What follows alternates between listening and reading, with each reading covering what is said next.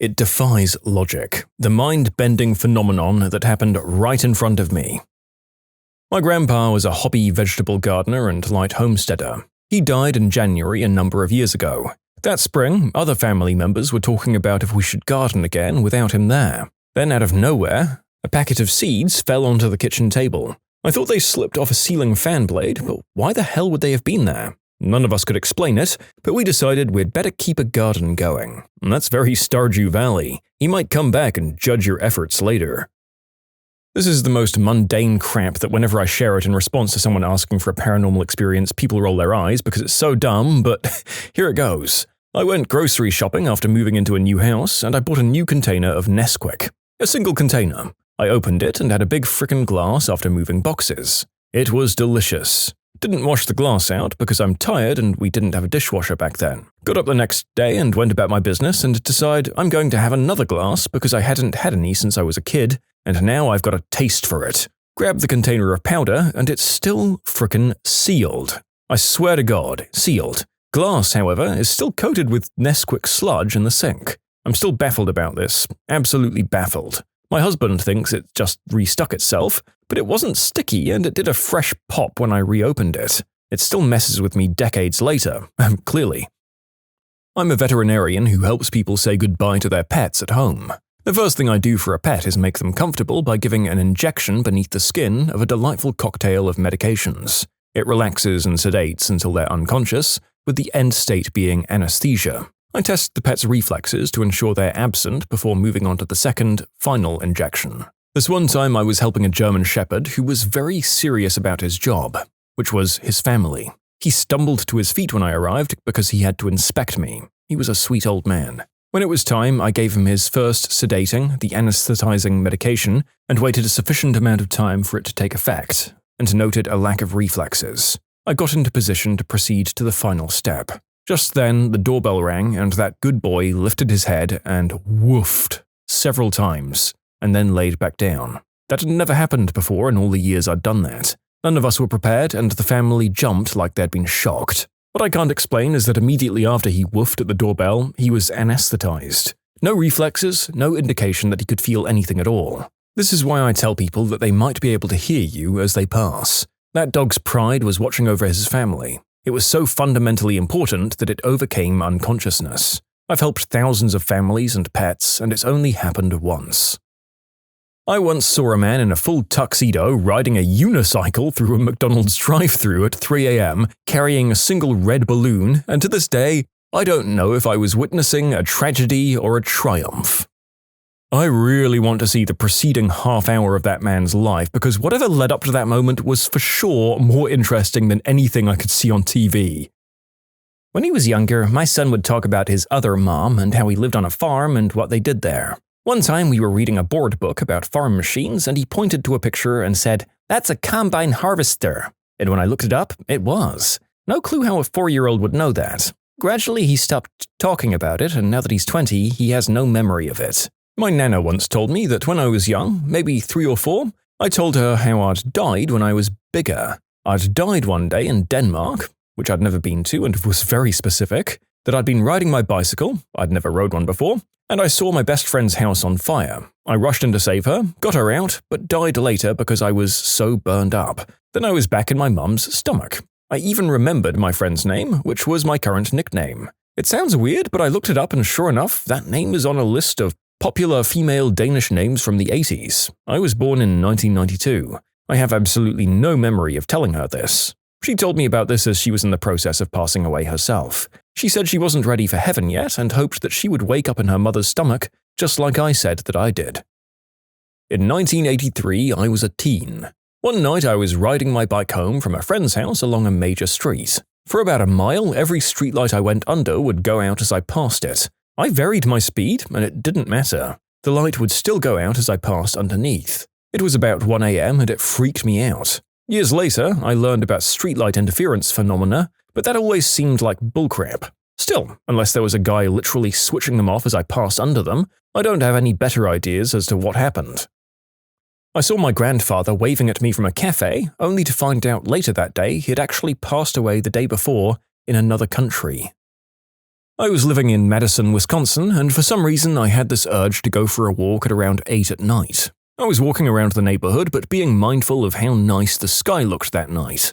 Such a beautiful, clear night, and the temperature was just perfect. Then I saw 2 streaks of red light in the sky, like when the Enterprise goes into warp speed and leaves a trail. They were perfectly symmetrical and created 2 perfect red trail lines in the sky, flying away from the direction I was walking in. It took me by surprise because they looked like 2 solid lasers that slowly disappeared. Suddenly, out of nowhere, 2 fighter jets blasted through the sky in the direction of the lights, followed by 2 Black Hawks going in the same direction. I paused, wondering what the hell I'd just seen. I watched for a bit, but I ended up heading home after a while when everything seemed to settle down again. To this day, I have no idea what I saw. When I was about 8 or 9, I woke up early one morning and didn't want to wake my parents, so I climbed on the counter to get a cup out of the cupboard. I lost my balance, fell backwards, and braced for impact, but it was a soft landing, like I'd landed on a cushion. No pain, and I don't remember if there was even a noise when I hit the floor, because it certainly should have woken my parents up. Back in the early 2000s, I'd just moved to Pennsylvania. I came home from work one night, turned on the TV, and watched an entire movie called The Day After Tomorrow. About a week later, the movie I'd watched at home by myself that night was announced to be just now coming out in theaters. I still to this day have no idea how that happened. Something similar happened with me and 3 friends. We went to the movie theater on a Saturday night. We chose a movie that had just come out, and when we went into the theater, there was no one else there. We watched the entire movie, just the 4 of us, and nobody else came in. A year later, I started seeing ads for the exact same movie being released to theaters as a new movie release. Same name, same actors, same plot. But the release date was a year after we'd already seen it in theater.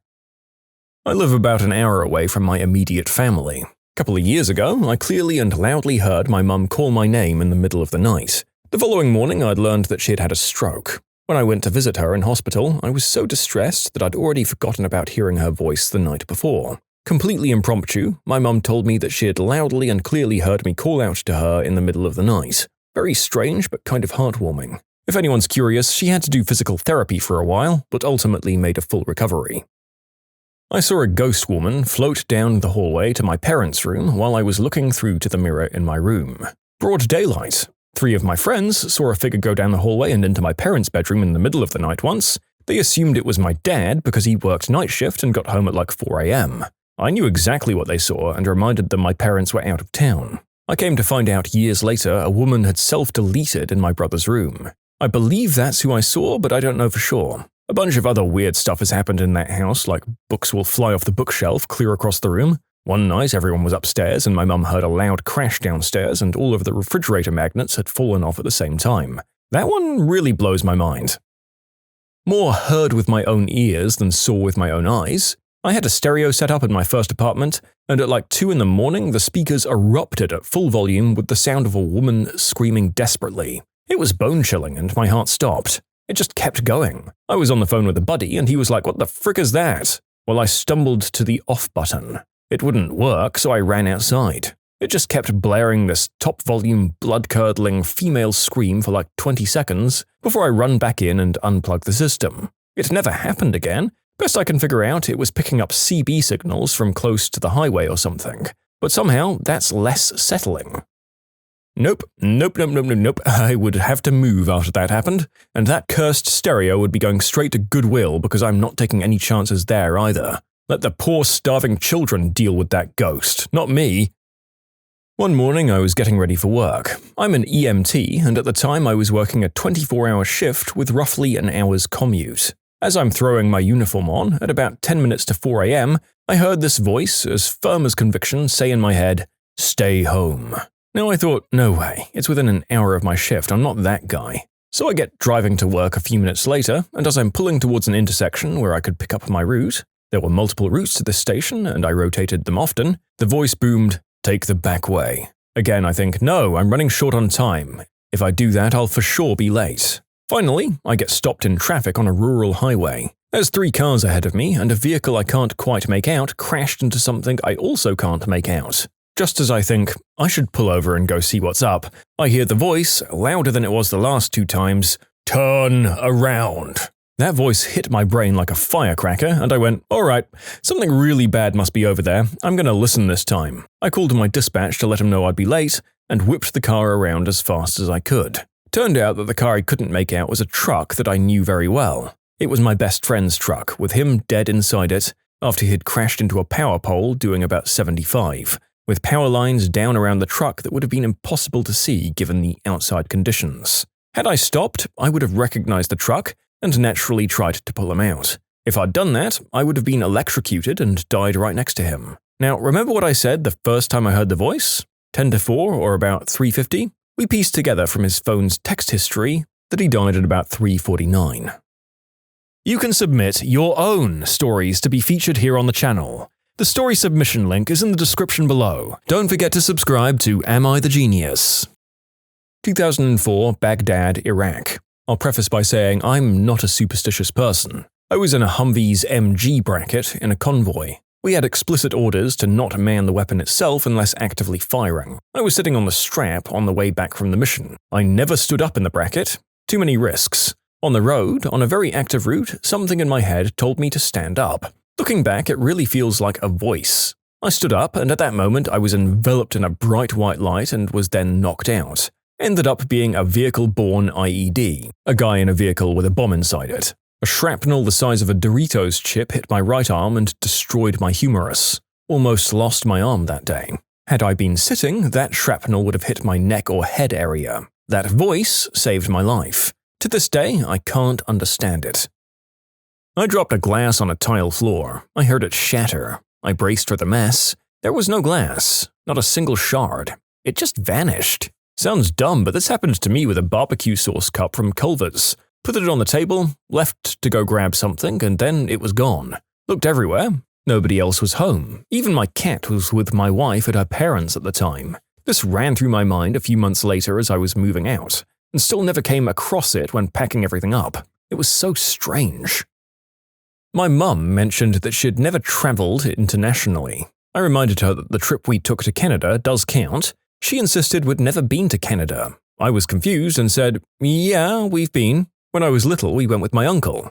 I reminded her how he drove through Michigan and there was a bridge that she was terrified of. She cut the conversation off, and so did I. Later, she asked me in an agitated way how I knew about the trip. I told her I was old enough to remember. She tells me that's simply not possible because she was pregnant with me during that trip, but I wasn't born. That was the one and only time she went to Canada with my uncle. There were no pictures, nothing, but I described to her what she wore and what kind of bridge it was and what the truck looked like. I have a similar one though. I was born but only 1 month old. My dad was military and had gone ahead to a new base in Germany. My mom was to follow with my sister and I a few months later because I wasn't allowed to go until I'd had my 3-month shots. Dad had sold the house and Mom, Sis and I were living in this tiny little 1-bedroom rental, living out of suitcases pretty much since almost everything had gone ahead with Dad. I described the dining room and kitchen area perfectly to my mom and reminisced about a phone call from Dad where Mom and my sister were really excited. Since it was so expensive, he only called once in the months it took us to get to him, and of course, they missed him. I can still see it in my mind's eye, but Mom insists there's no way I could have known all that. It really happened. I got the colors of everything right and the room set up right.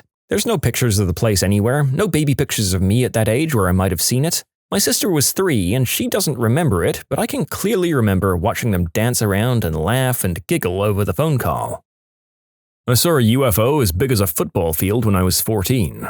My mother heard it. It was long before I smoked the old green herb. I saw the 50-foot tic-tac from the USS Nimitz incident, but it was 2 years before the New York Times article dropped and I saw it over central Germany. Crossed the whole horizon in half a second, stopped above our heads and flew away in a tight V-shape. No wings, no sound, no inertia, just unfathomable speed. Came back 1 minute later and did it again in another place right where I was looking. I swear I was somehow connected to it with my consciousness, so I went to that place that I was focusing on. Working at a bar at the time, and we were all chatting when a martini glass just flew out of the rack across the bar to the floor, where it shattered. The glass rack next to the bartender was one of those hanging ones, but it wasn't full at the time. It was caught on camera as well. Nobody touched the glass, it just yeeted itself off of the rack. Awful lot of hauntings in this post. Every time I'm sure that I've ruled out ghosts or reincarnation being a thing, a video like this comes along and just puts a bit more doubt into my life. My girlfriend and I went on a road trip. We wanted a snack on the way home and we saw the next exit had a Dairy Queen. So we get off the exit, go down the road a little bit, and there's a Sonic to our right on the corner of the upcoming intersection. We pass the Sonic and turn right to head to the DQ on the left side of the adjacent road. It's a very small, run-down building in a crappy little lot with no cars and only one employee inside. This Dairy Queen was very odd from the start. They didn't even have much on the menu. They didn't have burgers, they didn't have chicken, they didn't even have ice cream. So it was already a weird experience. Something felt really off with that place. We get a hot dog, fries, and a drink without ice. Surprise, they didn't have any ice. We head back to the interstate exactly the way we came out.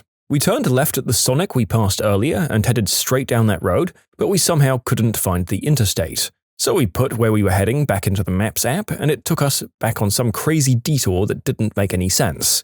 We ended up coming out to the same road the Dairy Queen was on, but from the opposite direction. So Dairy Queen should be on our right now. Sonic was up ahead on the left side of the road where we originally turned off to go to Dairy Queen. Right before we got to the intersection, it hits us. I said, "Wait, did you see the Dairy Queen back there?" And she said, "No, did you? I thought we were just tired and losing our minds, but we were pretty sure it wasn't there anymore."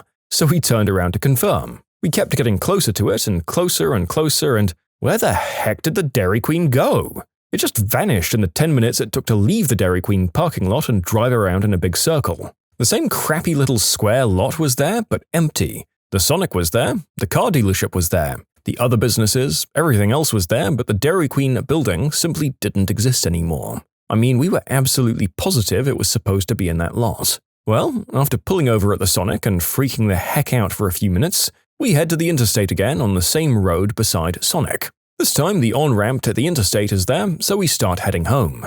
We travel on the interstate for a few miles, then we pass the same exit we'd just left, which is unexplainable, but to add to that, there's no Dairy Queen on the road sign like when we passed it the first time. I don't know if Dairy Queen injected or gassed us with something or what, but I've never experienced any feeling like that in my life after we realized what happened, and probably never will again. I mean, we were trying to make sense of it the whole way home and for weeks after. I've tried so hard to make logical sense of it, and there's just absolutely nothing logical about it. We even traveled back that way again multiple times and there was still no Dairy Queen anywhere around that exit, and the town or county had some weird name I can't remember that was related to space or the universe. So yeah, I'm legitimately convinced that I've accidentally traveled in between dimensions. Well, I don't know what it was, but this is some weird crap that happened to me that I can't explain at all. And I didn't mean to write a novel here, it just confuses the hell out of me every time I think about it. Short story is that Dairy Queen is a portal to another dimension.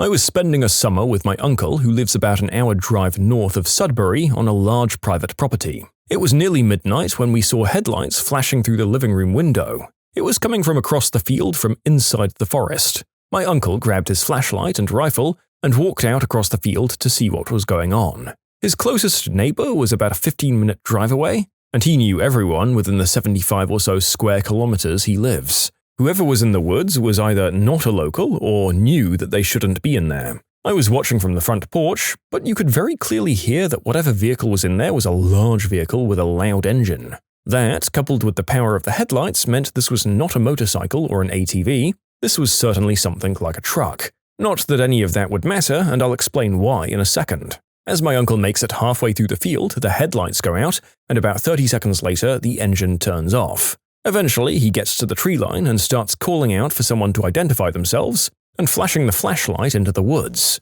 Nobody answers. My uncle looks around for maybe 10 more minutes before saying that he's calling the police and walks back across the field to the house. I'm watching all of this go down from across the field. He gets inside and calls the police, and then I go back to bed while he waits for the cops and makes a report. The next morning, the same officer came back. My uncle pretty much knew everyone at the local police station. Everyone in that area did. So we all start doing a search of the forest surrounding the property. We couldn't find anything at all, and we just had to move on. Nothing ever happened, but the reason why this is so unsettling is that there were no roads in this forest, and you couldn't drive a motorcycle through that density, let alone anything else. The only way to get into that forest from the road was through my uncle's field, which had a locked gate. You'd either have to get the vehicle through the field without anyone noticing, which the living room has a clear view of, which we always had the blinds open and we would have seen the headlights coming up the driveway, and then they would have had to get through the tree line, which was impossible, or drive it through the tree line somewhere else, which was hundreds of square kilometers of nothing but dense forest. It's been years and we've never gotten an explanation on what was in those trees or who put it there. Professionals tell the "is there a doctor on board" moment that turned into total chaos. I was 19 and had just gotten my EMT. I was flying alone and my dad had used his extra miles to upgrade my seat, which included a pass to the club lounge at the airport. Being in a country without a drinking age, I spent my 2-hour layover pounding Johnny Walker and Cokes before stumbling down the gateway to catch my flight. Once I realized the drinks on the plane were complimentary too, I started chugging wine as fast as the flight attendants could refill my glass, eventually passing out watching the Titanic. I woke up to the PA system asking, "Is there a doctor or EMT on board? Please identify yourself to a crew member." Oh boy, someone must be in trouble. I should see if I can help.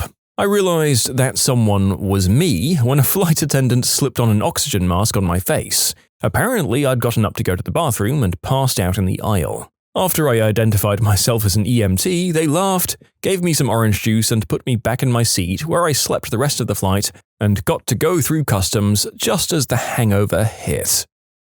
My spouse is a physician. She got that call once on a plane. Luckily, the flight was to one of her conferences and a bunch of her colleagues were there and much more eager. She did have to step up a few years back when we watched a truck fly by us on an icy highway, spin out on a bridge and eject the driver through a door that popped open as it rolled. She was literally holding this guy's skull together with her hands as she directed me, a former nurse, and eventually emergency personnel. When she got back to our car, covered in blood 30 minutes later, she told me, frankly, the odds of survival for the driver were minimal, though the only newspaper story I could find indicated he made it at least 24 more hours. She had to toss those clothes and clean off in a McDonald's restroom as we were heading to another flight. Luckily, the TSA and airline staff didn't catch that her hair and shoes were encrusted with blood. And they probably noticed but didn't comment because it wasn't in a container greater than 3.4 ounces.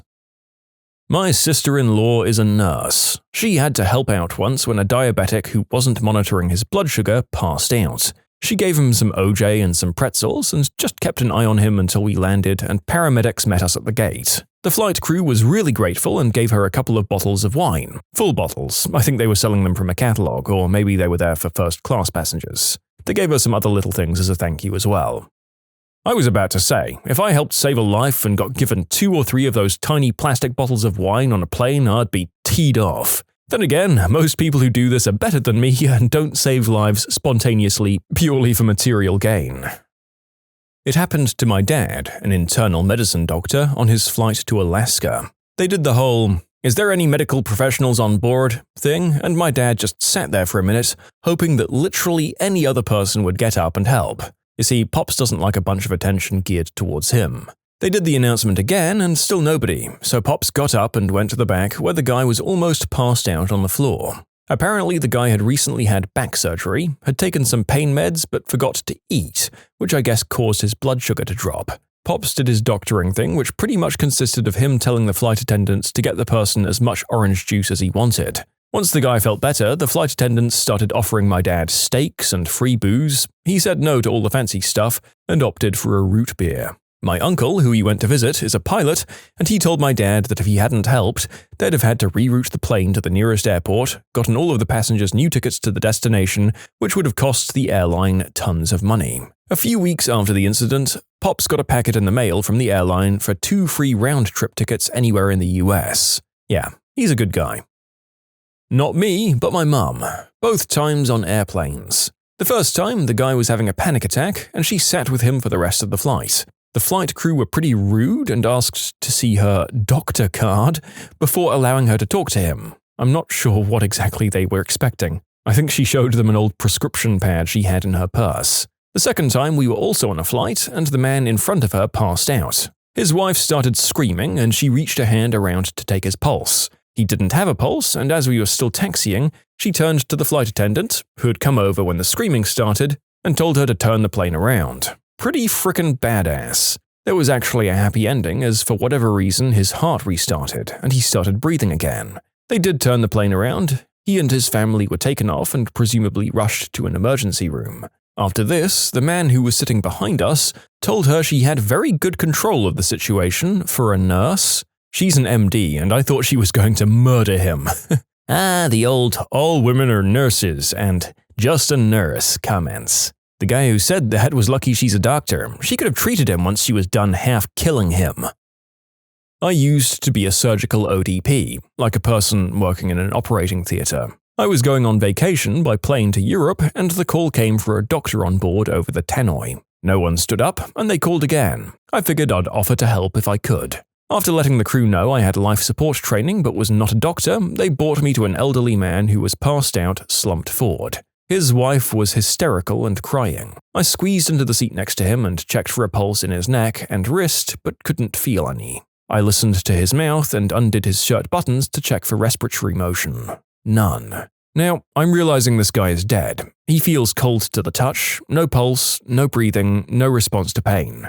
The crew wants me to call him as deceased so they can start their protocols. I told them that, yep, he's dead, and they say, thanks. Now, as the only medically trained person on board, would you mind sitting next to the body until we land? They literally put a blanket over the guy and swapped me onto his wife's seat. I sat the rest of the flight, only about 30 minutes, next to this dead guy. I didn't get any recognition or compensation. I even spent an extra 3 hours at the destination airport to fill in forms and to make a statement.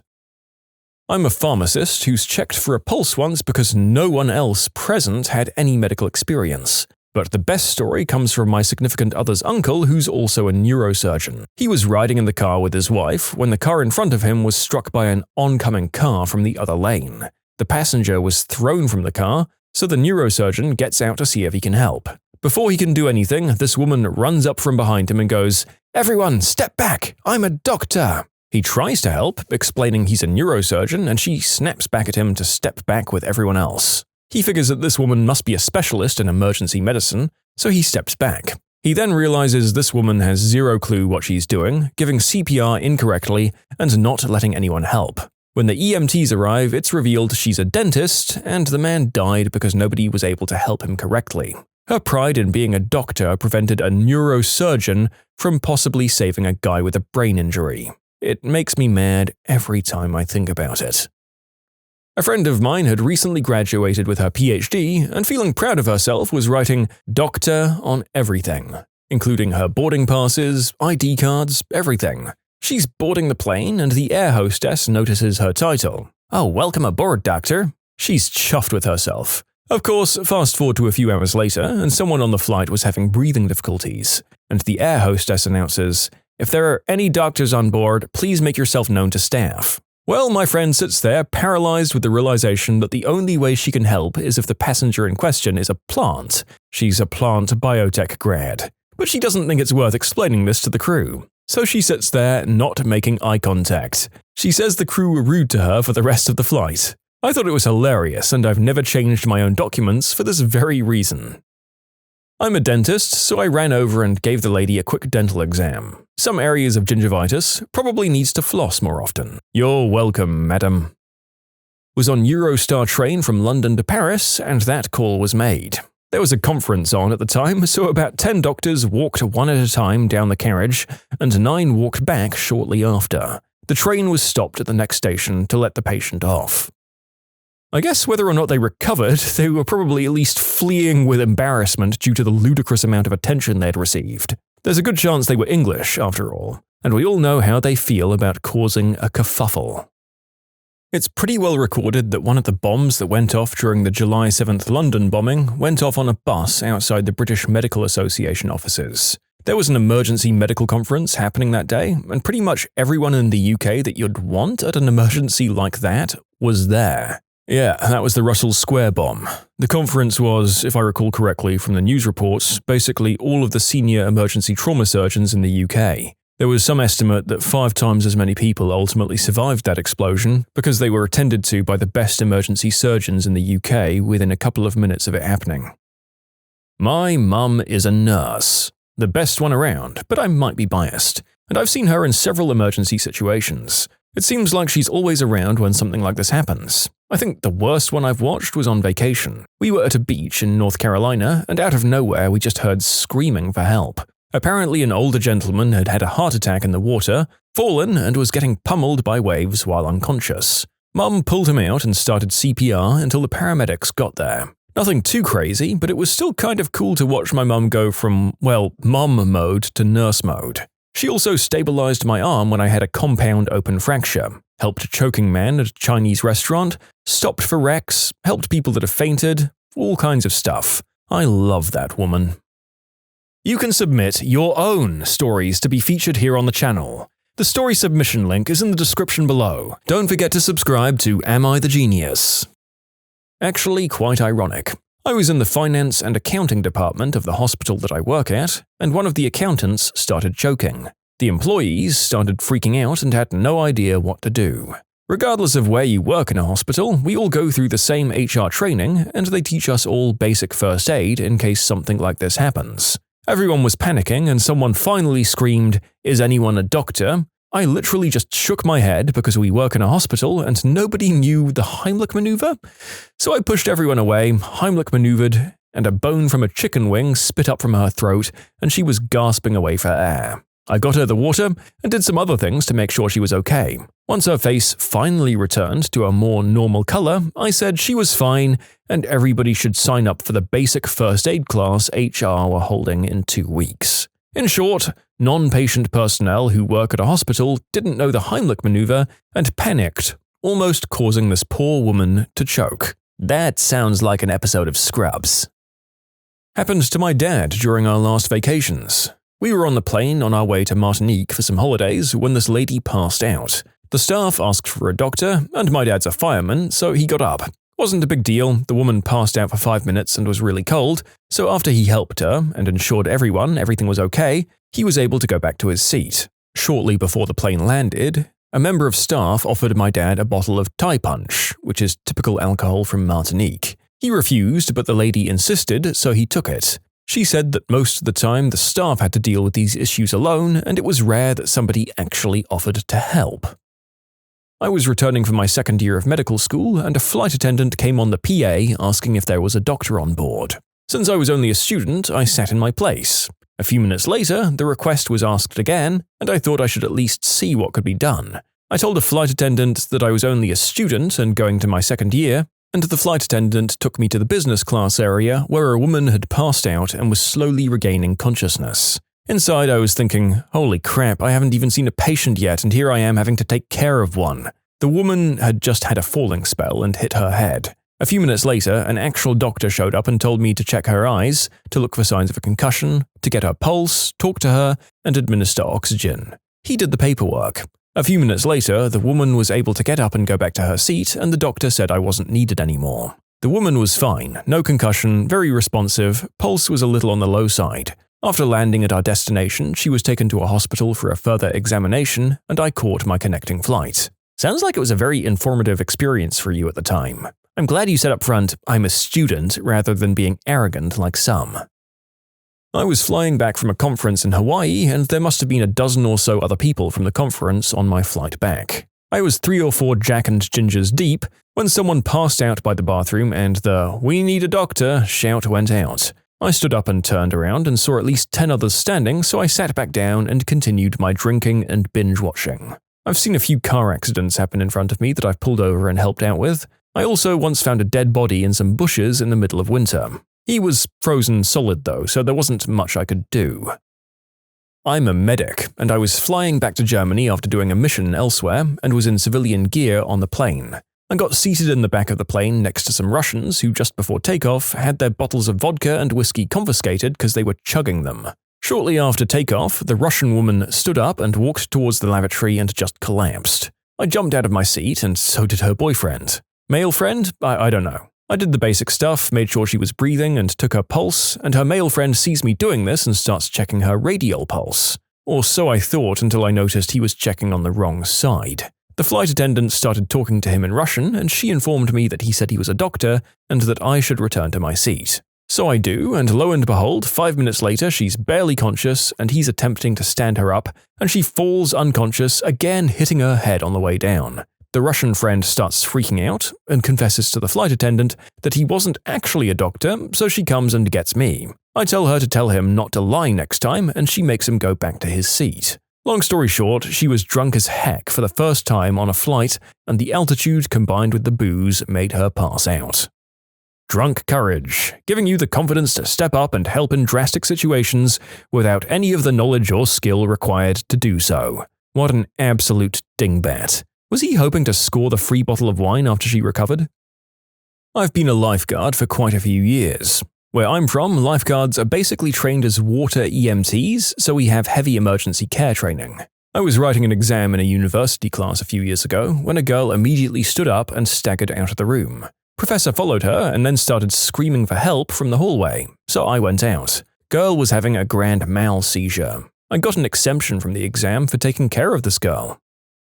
I was on a plane when someone had an emergency during our landing. About 4 doctors walked back from the front cabin, which was either first or business class, I don't remember. The passenger was also a non-English speaker, so there was a call for Spanish speakers to translate, so someone came to do that too. One doctor and the translator stayed and helped the passenger until we landed, and the emergency personnel got her. It was a respiratory issue. Everyone calmly stayed on the plane and didn't interrupt the medical emergency services when we landed. And it's sad that I was genuinely surprised that people did so. When I was younger, my mum and I were on a flight from New York to Manila, in the Philippines, to visit family. She's a nurse. We were about 8 hours into the flight, somewhere over the northern Pacific Ocean, after passing through Canada and Alaska. The flight would then go over the ocean for a bit, head for the Asian coast and land in Hong Kong. A flight announcement comes over the PA system and asks for medical personnel. Apparently, in a flight of over 450 people, my mum was the only medical person on board. She volunteers her services and discovers that a woman in first class has passed out. At first, there's a fear that she had a heart attack, stroke, cardiac arrest or something, and would have to head back to Alaska. Turns out her sugar was super low, so my mum woke her up by splashing her face with a bit of water and giving her the pill she needed plus some orange juice. After the flight, they talked in the airport and became friends. They still talk to this day. Oh, and we also got a ton of Sky Miles, enough to get us a ticket from Manila to New York for less than $20. Not me, but a friend, a female trauma surgeon. She was traveling on a passenger train when it stopped, and the train staff started going car to car, asking for a doctor. Assuming, rightly, that someone had been hit, and knowing that there wasn't much she could do for victims of train accidents except pick up the pieces, she volunteered her services anyway. Sure enough, there wasn't anything she could do, but her biggest takeaway from the event was when the staff member led her to the scene and he said, "I couldn't find a doctor, but I found a nurse." She loved the nurses she worked with and had a ton of respect for them, but that always rankled a bit. I mean, kind of related. My doctor cousin was visiting a farm once when someone yelled out for help. She isn't a vet, but she ended up delivering a baby horse. I thought that was pretty cool. Alright, so this is probably a pretty dumb story, but what the heck. I was really young and had just been promoted to a facilities director position at a senior care facility. So, like the butthole I am, I started referring to myself jokingly as an MD, a maintenance director. So I'm signing my doctor up for daycare, and again, like an idiot, I sign my first name, last name, comma, MD. Fast forward about 3 months, and I'm picking up my daughter when one of the teachers asks me to go offer my opinion on one of the kids who'd had abdominal pain for about an hour. I'm thinking to myself, why the heck would you ask me? She's not an air conditioner. But I keep it to myself and visit this toddler. She seemed really clammy and uncomfortable. Just for giggles, I checked the McBurney point for rebound pain, and sure enough, she yelped as soon as I released pressure. I told them that she likely had acute appendicitis and should be rushed to the ER. She underwent an appendectomy shortly after being seen there. I explain everything to my wife that afternoon and ask her why the hell they'd ask a maintenance guy his opinion, and she puts it all together. My wife then yelled at me and made me explain what an absolute dingbat I am to all the staff at the daycare. She also told me that I can no longer practice medicine on strangers. I was at a hotel in Cabo San Lucas when a kid went down a pool slide wrong and split his chin wide open. The only guy that answered the parents' frantic calls was a dentist. Turns out that he was a dentist with principles who recognized that he might just be the only person in an emergency situation with any medical training. So, he always carried a basic medical kit with him. The parents were extremely grateful that he did. Happened with my parents when in a restaurant. This one guy went into a cardiac event and my mum did CPR. The guy revived and threw up into her mouth. Then they both rode in the ambulance with the guy and I walked home. Got a free meal at least. Okay, now I think about it, that probably happens a lot more in CPR than we've realized. Ugh. The crew's most disturbing call. Death cleaners reveal the case that still haunts them. I work for a railroad, and after a collision, usually we bring in a service to clean up the mess. However, during the repairs, it's not uncommon to find bits of folk. Usually it's like a knuckle or something small, but the company leaves a bucket that we put it in and they'll dispose of it later. One of my welders found a wedding ring. That went in a special envelope and was given to the family promptly. Another time they found a shoe under a car that was several cars back. Either way, stay away from the tracks, the trains can't turn out of the way. My father worked many years as a CSI. More than once, a biker vs. truck crash required a shovel to scrape the biker remains from the asphalt. Once he found a mustache still attached to the upper lip, some 20 to 30 meters away from the crash. Not pretty at all. I responded to a single vehicle involved with a moose. The caller was the driver, and she had her young, I guess 6-ish-year-old son in the back. They were both okay, but afraid and trapped in the car as the moose was lodged into the windshield. We rolled up, and when we did, the moose woke up and kicked the mother to death, trying to get itself dislodged. The boy likely had to watch the whole thing. We were removing him from the back seat, and he said, "My mummy's dead, isn't she?" I'm a volunteer, so I'm not used to dealing with things like that. It was heartbreaking. One of my friend's dads is a retired correctional officer. There was one he told us that sticks out. He was doing rounds on the catwalk of a big block of cells. Everyone was out in the yard because it was a nice day outside. He goes through some checkpoint to the next block of cells and smells blood. He gets around a corner and sees a guy sitting up in his bunk covered up to his neck with the blanket. Looks pretty normal, but looking down, the whole floor of the cell is completely covered in red. The bunk is completely soaked with it, the blanket is soaked too. The inmate had made a dam out of towels against the bars of his cell to keep the flow from gushing into the hallway. He was completely white. He had made a series of incisions to guarantee how it would go. Almost all of his blood was on the floor. Literally, half an inch of coagulated red over a 5x7 cell floor. You could see the blood losing oxygen, going from bright red to dull purple as it got farther away from the body. He was alone for about 15 minutes tops between everyone getting let out for yard time and the next patrol on the catwalk. The inmate in question had a double life sentence and had just decided to end it. Oof, that completely drained white image is something that might stick in my head for a while. I mean, if he was in for a double life, he must have been convicted of something pretty bad. It's still just not a nice way to go. Was working as a volunteer firefighter in 2011 in a small town in New York. A drunk driver in a truck hit a guy on his motorcycle. They were still alive when we got there, saying how he didn't want to die. I put a tourniquet on his leg to stop the bleeding from his femoral. His leg was pretty mangled. I was talking to him and trying to keep him calm as we put him in the spine board, and then he got real quiet and said, "Thank you for not letting me die alone." And then he died. It messed me up pretty bad for a while how he just wasn't there anymore.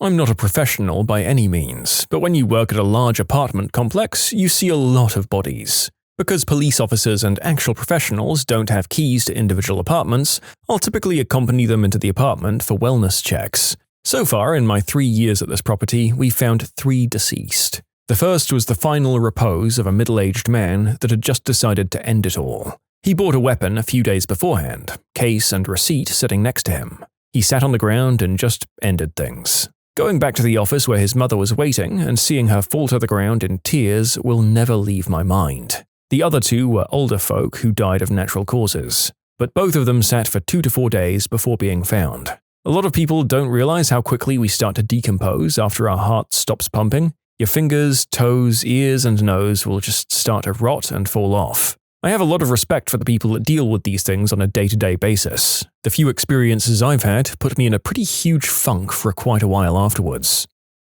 I'm not a responder, but I have a story. The smell still haunts me to this day. Back when I was a senior in high school, I helped a now older gentleman of our church move into his home with a few others. My church had a pretty good system of looking out for the well-being of other members, and I'd occasionally check in on him. It turned out that he needed a quadruple bypass surgery and didn't have any close family, so he legally named 18-year-old me the executor of his estate. Surgery goes fine. I move out later that year, and he moved out of state and we lost communication. 5 years later, I get a call from his landlord. Apparently, we'd both moved back to the same area without knowing it. The landlord told me that he had died, and they found his will and my name still listed as executor. This 6-foot-tall, 300-pound man died in his recliner in the summer. No one knew he'd died for over 2 weeks. The landlord discovered him and said he basically just melted to the chair. After they removed his body, it was now my responsibility to handle his belongings and get them removed from the property. The smell still haunts me to this day. One of the most awful things I've ever seen. Husband put a bullet in his spouse while they were sleeping, and then himself. Usually I just sort of zone out while doing cleanup and try not to think about it too much, but cleaning the blood splatter off their photo frames of them and the kids with the caption "World's Greatest Dad" was pretty sad. Also did a cleanup at a homeless shelter where the woman living there had drank herself to death. Someone at the front desk said their throat eroded from all the alcohol and they threw up red everywhere. Midway through the cleaning, their sister showed up distraught and started stomping through all of the bloody pools on the ground, digging through everything, looking for a note or anything sentimental left behind. Only found empty Svedka bottles and clothing though. Also very sad. Not me, but my best friend. She's the 7th generation of her family's owned and operated funeral home, and for a while she was doing body removals. By the way, what a crazy job.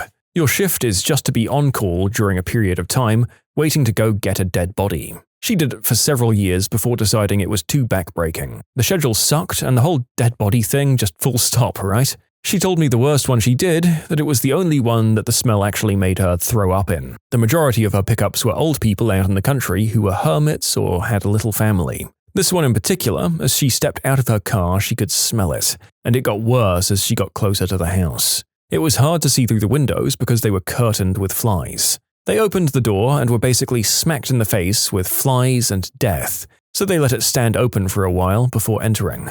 When they finally did, they saw what was literally just a puddle of flesh, bones, and clothing underneath a hanging noose. I think the body had been there several weeks. The story was something like an old man lived there and had basically been estranged from his family. His only child lived in LA or something, and it wasn't rare to not speak for several months at a time. Very sad and incredibly unfortunate, but this happens more than we know. My cousin owns a very large, like 150-unit trailer park, and one of his tenants pulled a murder/self-deletion. My cousin, being the frugal man that he is, decided to clean the place himself. The following Thanksgiving, the topic comes up and at some point he says, in a thick southern accent, "Man, I'll tell you what, you won't believe how hard it is to get brain out of a shag carpet." Military here, I was working on the fight deck of a carrier and we had a guy get hit by some propellers. Killed instantly. They gathered what they could, all the scattered chunks of flesh and bone from him, and put it in a bag. Then 30 seconds later, rolled up with the power boss, a pressure washer. They sprayed what was left of him out to the sea. We went right back to launching and catching jets less than 5 minutes after cleanup was done. I understand why we did it, but still a little harsh to see and process. Oh boy, I guess the military schedule waits for nobody. If that happened anywhere else, it would at the very least be on the local news, and there'd likely be a public memorial if it was a civilian accident. Wild how it's just like a brief tragic footnote in the military setting. I remember seeing a story where cleanup workers went to go pick up an elderly lady that had passed away. When they got there, they saw the cats eating the top of her face. I believe they said the nose and upper lip were gone. Turns out she wasn't dead. Just had a stroke and was paralyzed from the neck down or something.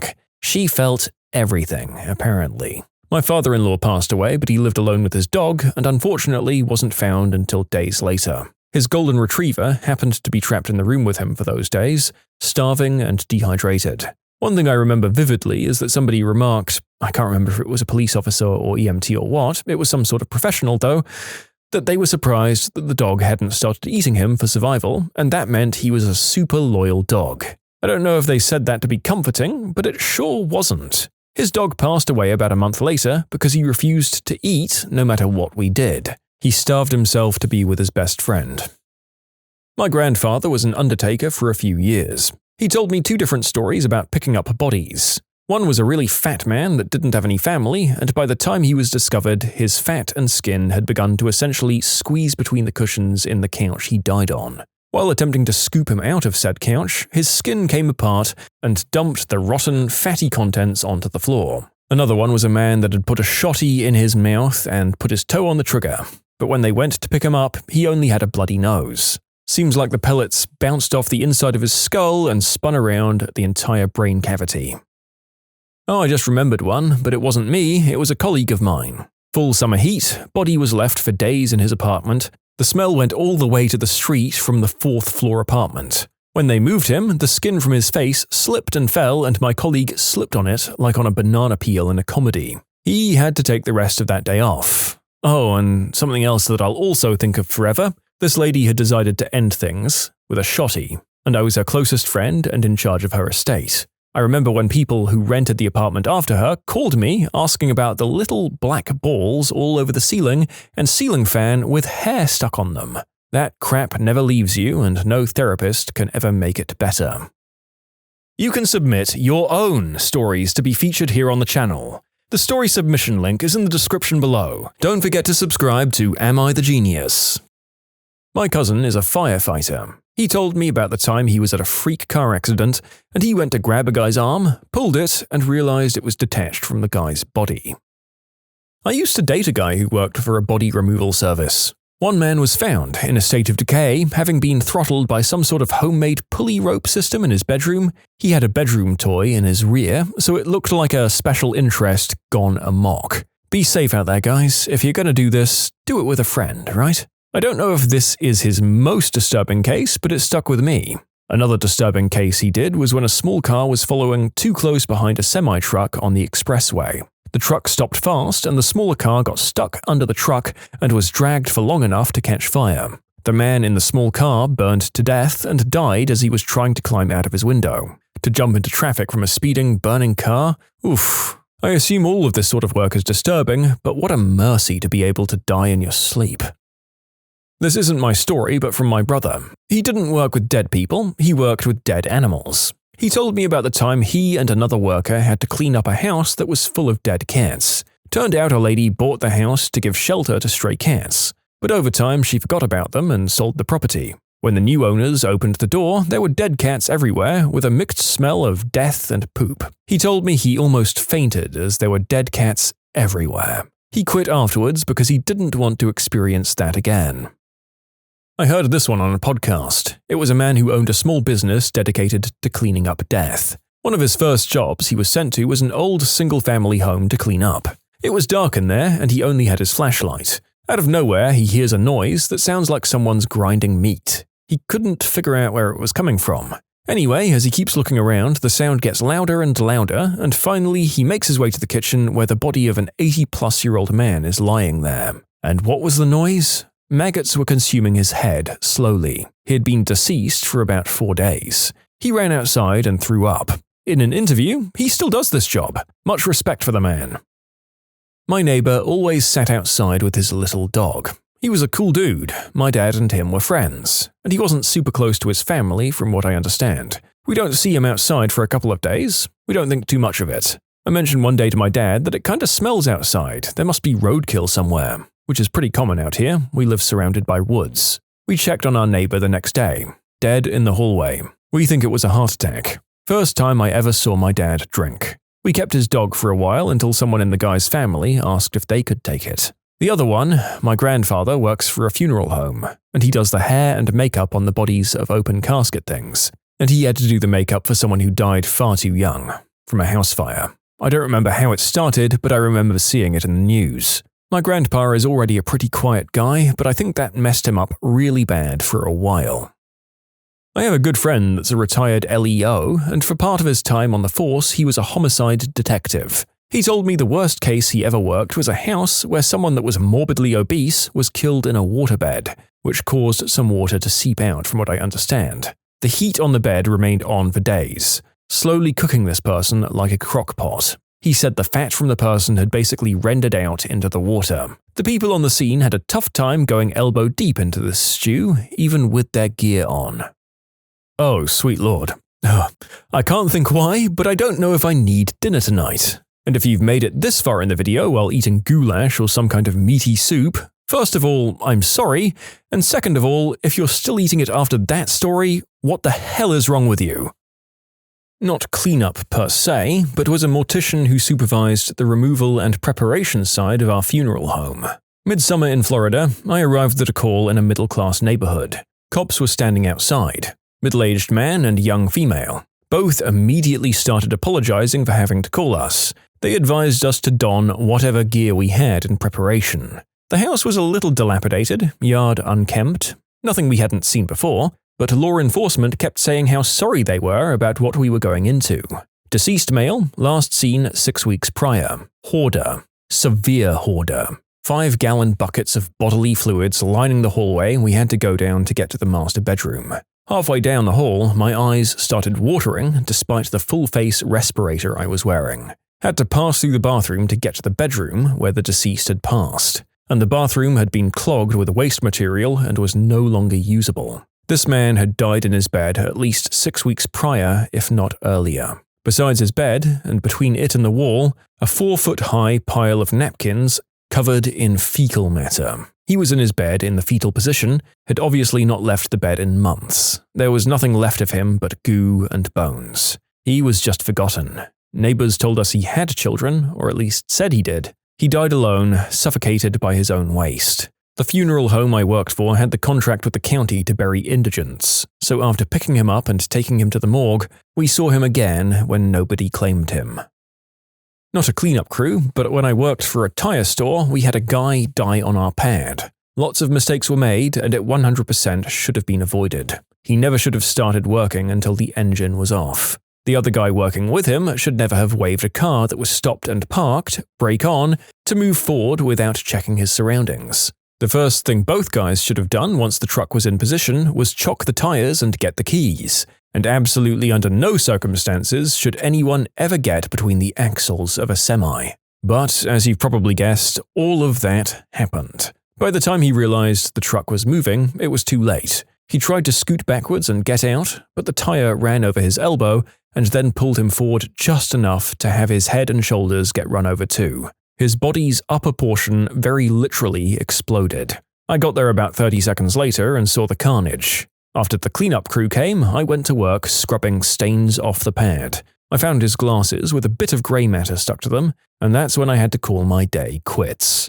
The guy was a single dad, working to keep his 3 kids fed and sheltered. A few bad decisions and they no longer had parents. It was a really, really rough day. I had a cousin that blew his brains out in his dad's, or my uncle's, house. It was the very first time I ever really considered who has to clean up something like that. My uncle was on a very fixed income, and none of the family had money to help. Apparently, hiring a company to clean is beyond expensive. My uncle and my other cousins ended up having to do it. I can't even imagine.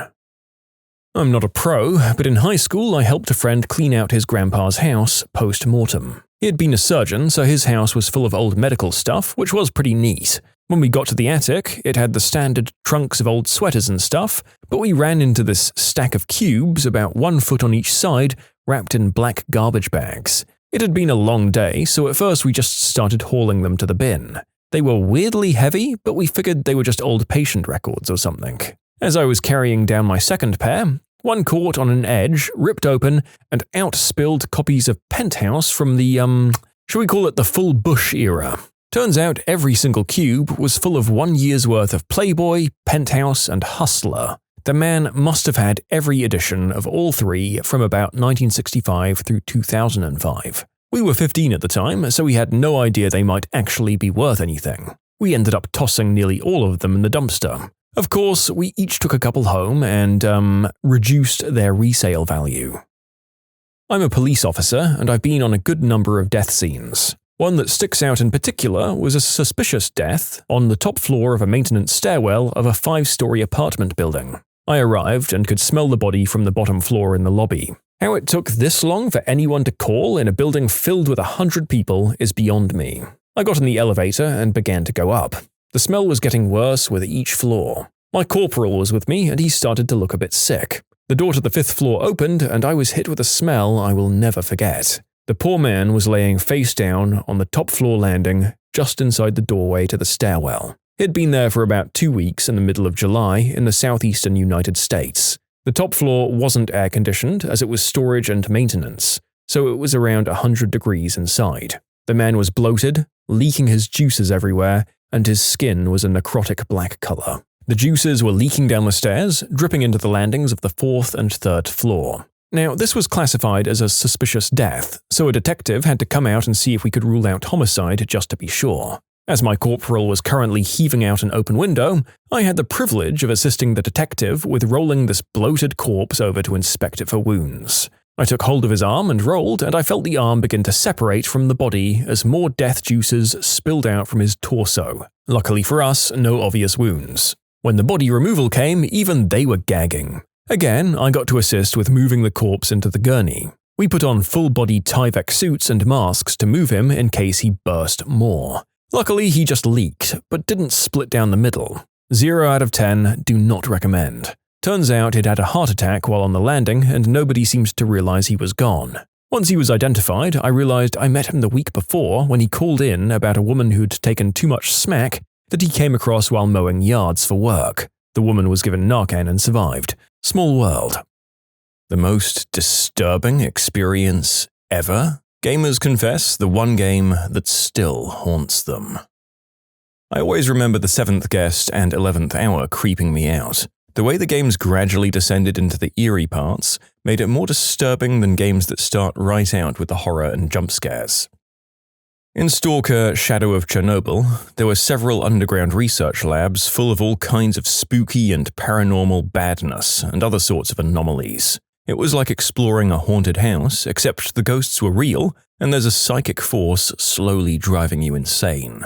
Also, it's pitch black and you can get lost really easily. As if the mutants aren't freaky enough, the supernatural crap makes it even worse. The sound design and music doesn't help either. The lighting in that game is amazing too. The way the light from your flashlight casts shadows, freaking you out constantly, definitely one of the most atmospheric games I've ever played. System Shock 2 was creepy as fudge when I first played it. The graphics are horribly outdated now, although there's an updated version on Steam, but the sound and voice acting and plot were all amazing. That was the first game I ever played with 5.1 surround sound. The first time an infected crew member snuck up behind me as I was looting a crate, and I heard him cry, "Your song is not ours!" from the rear channel as he bashed me in the head with a pipe wrench, I had a complete freak out, shut down the computer, and didn't play the game again for a week. The original Silent Hill, home alone late at night on an old TV in a drafty 100-year-old house with bad electronics in the middle of BFE nowhere in a thunderstorm. Outcast and Alien Isolation gave me so much anxiety I had to stop playing them. I managed to complete Outlast and Outlast 2, but I haven't touched Alien in years. There's no way I'm going through 20 hours of that crap. Alien Isolation. I noped the F out of that game and traded it in. I do not like being hunted. It's literally 16 hours of the Velociraptor kitchen scene from Jurassic Park. Couldn't have put it better myself. I do not know how I finished that game. Probably wouldn't have gotten past the first 3 or 4 hours if I wasn't streaming it and had the immense peer pressure. There's a scene where you have to go down the same bloody winding corridor 3 times while being stalked, and if I never do it again, it will be too soon. The subway and amusement park sections of Silent Hill 3 got under my skin the most, barring of course the surreal, hellish maze in the game's final act. I remember the bathroom creeping me out in Silent Hill 3. You're locked in the bathroom, looking for a way out, until you suddenly realize your reflection in the mirror starts moving independently of you at some point. Then the blood starts pouring out of the faucet, the rot growing all over the room and killing you until you escape. The sudden realization that you weren't in a safe place after all was terrifying. In college, more than 15 years ago, my best friend was playing some game with ghost children. Fatal Frame, I think? My room was directly above the game room. I went to bed for a month listening to children crying. Totally not disturbing. Spooky's House of Jump Scares. It starts off cartoony with cardboard cutouts, but it goes downhill fast. and they keep doing the cardboard cutouts to keep you on your toes. Note to anyone searching for it on Steam, it's free by the way, although there is a paid HD remake, it's now called Spooky's Jump Scare Mansion, after the developers received a cease and desist from a German company trying to trademark the name Spooky House. The first Resident Evil game really scared me as a kid. I still can't play scary games. Bro, when the dog jumps through the window in the hallway, I duked myself. Condemned Criminal Origins. The enemies try to circle around you and surprise you from behind. It's easy to forget about them until you get whacked in the head with a 2x4. Yo, I can't believe how far I had to scroll for Condemned. It's by far the scariest. Those mannequins. I regularly play horror games, and this is still one of my favorites as far as being scared during a game goes. I enjoyed the creepy darkness and sounds and jump scares in the Fear series. Nothing like that ladder and that girl. Have you all played Soma? It was good, but everything freaked me out even days after I finished it. Funnily enough, as scary as the game was, it was the story for me that freaked me out the most. All of those robots bearing the cloned consciousnesses of their originals, only to find out they can't see their fingers, their faces, or their bodies, forever trapped in the mechanical mess that laid on the floor, they'd cry out in confusion and frustration, since they couldn't move or see their loved ones ever again. That stuff hit me really hard. Yes, the concepts have stuck with me ever since, especially the idea of people's minds being stuffed into simple machines that weren't built for something so complex. So they're confused and scared or just stuck reliving a loop. Ugh, what a gut punch. Like the service bot that keeps reliving the same few minutes of office small talk, or the submarine that just panicked and sped off into the dark once it got switched on. I didn't expect that to be so heartbreaking. Okay everyone, forgive me, I know it's mild as fudge, but I just don't do well with anything scary, so hear me out. Subnautica. It's not even a horror game, but that game had me on the edge of my seat when I first started playing. All of those weird noises and the Leviathan guarding the ship, man, I was afraid to move anywhere. It's not even a horror game, nor intended to be one, but the creators have mentioned, with some regret, that it's literally just a giant collection of primal human fears. Massive open spaces, the unknown, deep dark water, creatures bigger than you. It's not that mild, to be honest. And it's not jump scary, just a feeling of constant existential dread if you aren't in the shallows. I highly recommend it. I've played a lot of horror games. My roommate and I went on a kick where we'd stream ourselves playing every horror game we could find, from big names like Outlast or Outlast 2 and Resident Evil 7 to lesser-known indie games. Subnautica has honestly scared me way more than pretty much every one of those. It's just that feeling that there's something out there, especially when you're diving into new areas. I've literally jump-scared myself by accidentally driving the sea moth into a tiny fish without noticing. There's just way more chances to run into something unexpected that won't be given away by the soundtrack or something else. Most horror games really love to give away their jump scares with music or foreshadowing. God, I love Subnautica. Penumbra Overture is scary crap and has a terrific story as well. The entire series is great, although Requiem is more like added content than anything. The SCP games were super lo-fi, but actually pretty terrifying too. PT. That game is truly horrifying. I contemplated quitting that game after the part where, this table gets thrown from the second floor, and if you look up, Lisa is standing up there grinning at you, and she slowly backs away into the shadows. That moment, I swear my heart nearly stopped, and it wasn't even a crazy intense jump scare. The anxiety was almost too intense for me to continue playing. Manhunt. That crap was pretty intense when it first came out. Using things like piano wire to not only throttle people to death, but to actually saw somebody's head off. Also came with classic lines such as, "I can smell the crap in your pants," whilst being hunted. Parasite Eve for PlayStation 1. Playing it as a kid probably has something to do with why it was so scary to me, but seeing people infected with a sentient parasite and grotesquely mutating was pretty intense.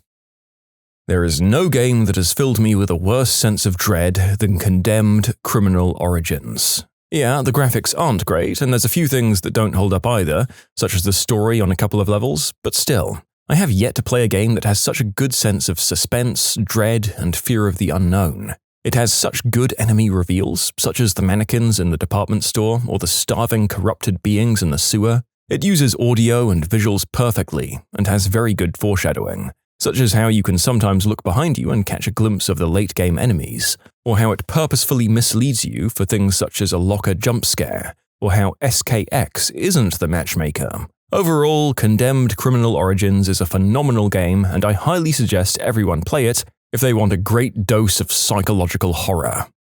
The narrator only really knows about the infamous photograph the body jump scare, but the fact that this relatively unknown game from 2005 has come up twice in a modern listing says a lot about it. Maybe if they ever do a good remake, I'll have to give it a go. Riven. The game world was so empty that I got really creeped out as I was playing it. The Dead Space series, especially the first game. That game made me jump so many damn times. I loved it. When I was 10 or 11, I played this PlayStation 1 game, which always freaked me out. I don't remember the name, but there was a story segment at the start of a dude with wings. The king got jealous and ripped the guy's wings off this guy and threw him into an acid lake. Guy wakes up, throws a scarf around his melted neck, and then the game starts. Scary for my 10-year-old self. I think it was an 18-rated game. Minecraft has spooked the crap out of me so bad that I had to stop for at least a day to regain my composure. The sound of an arrow hitting the wall next to you while you're mining, I found that scary as heck, and I've played both PC and AmNesia. I once had my heart skip a beat because I saw a little green frowny face looking at me in a mineshaft. I had to pause the game and get a drink. TurboTax.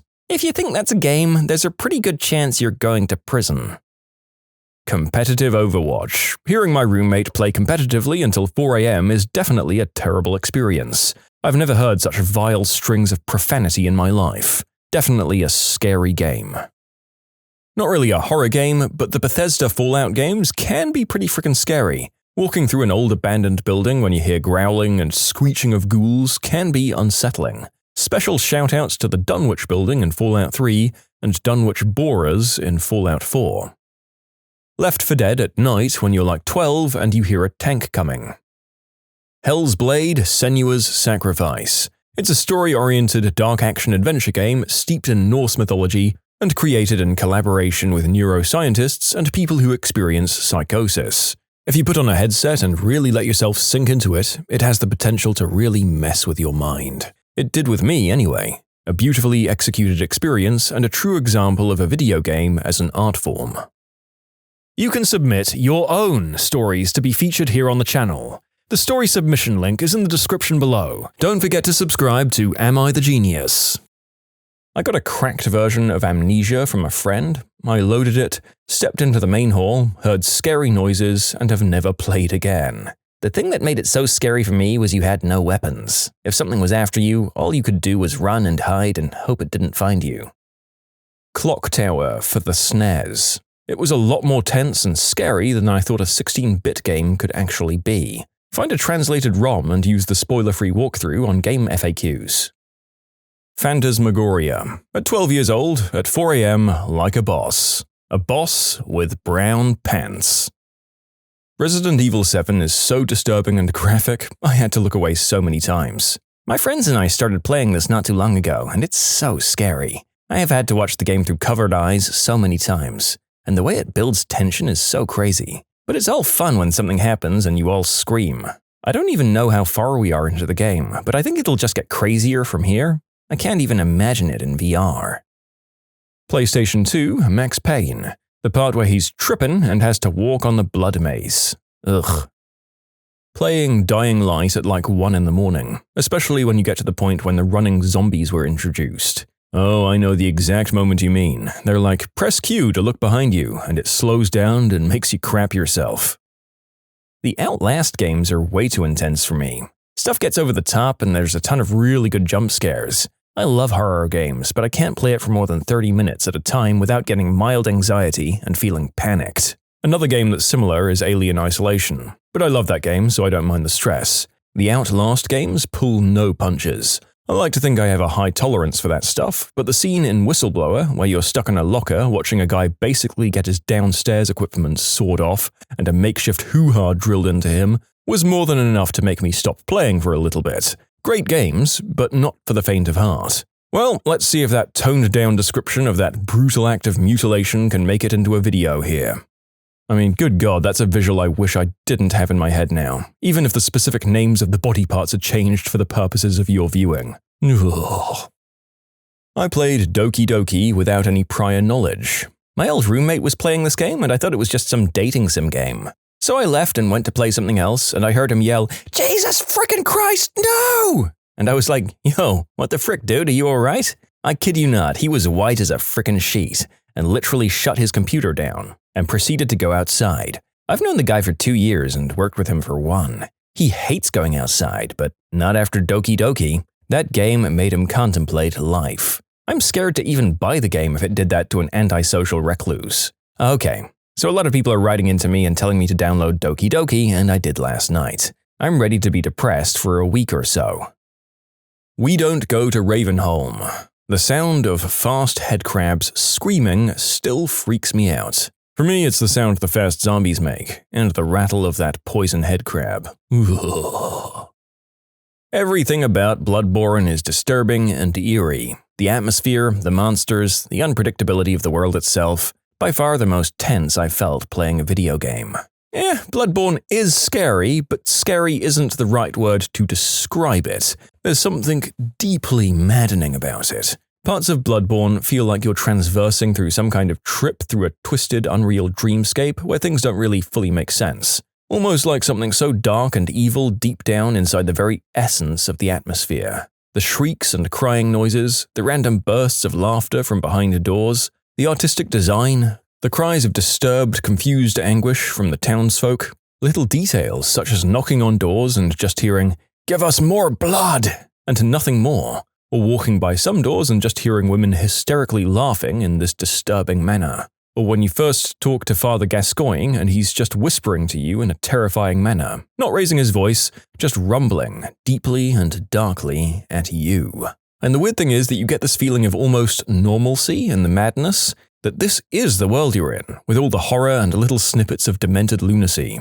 The world isn't abnormally maddened, it's just mad. It's almost an inherently disturbing world, almost like an alternative reality to the world we live in today, in terms of just the way things work and how people work. It's almost as if everyone is going through the same bad trip on acid alongside you. The setting is literally and figuratively dripping, oozing with richness and atmosphere. I'm trying to think of a movie which conveys the same sense of horror that Bloodborne gives, but I can't. The closest I can think of is Lovecraft. Probably Doom 3, especially the dark corridor where the babies were crying. Yeah, my dad bought that for himself. He never played it. When I was 9 years old, I ran out of ammo before the first monster and almost cried. I wish I kept that. I sold it at a flea market.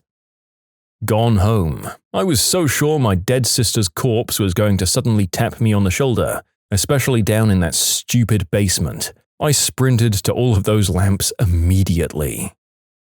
My buddy had this one game that was literally just walking downstairs into darkness. No sounds really, except for footsteps. And eventually you get jump scared, but the space between them was crazy long, so you'd never be expecting it. Until Dawn was pretty frickin' well done. At times it was like they were trying too hard, but overall one of the best horror anything I've played or watched or read. I loved it until the end, when 3 people died in the last 30 seconds because I didn't press the buttons in the right order. Alien Isolation. Sure, you get firearms and you fight androids and other people, but the xenomorph is indestructible. If he catches you, you're dead. I think fear is the perfect blend of action and horror. You never feel trapped and you can always fight your way out of a situation. I don't dig survival horror games where the scary part is not having weapons and having to hide or run away from everything. Or the controls are so bad to make the game more difficult. I'm looking at you, Resident Evil. Layers of Fear or Amnesia. I love both of them.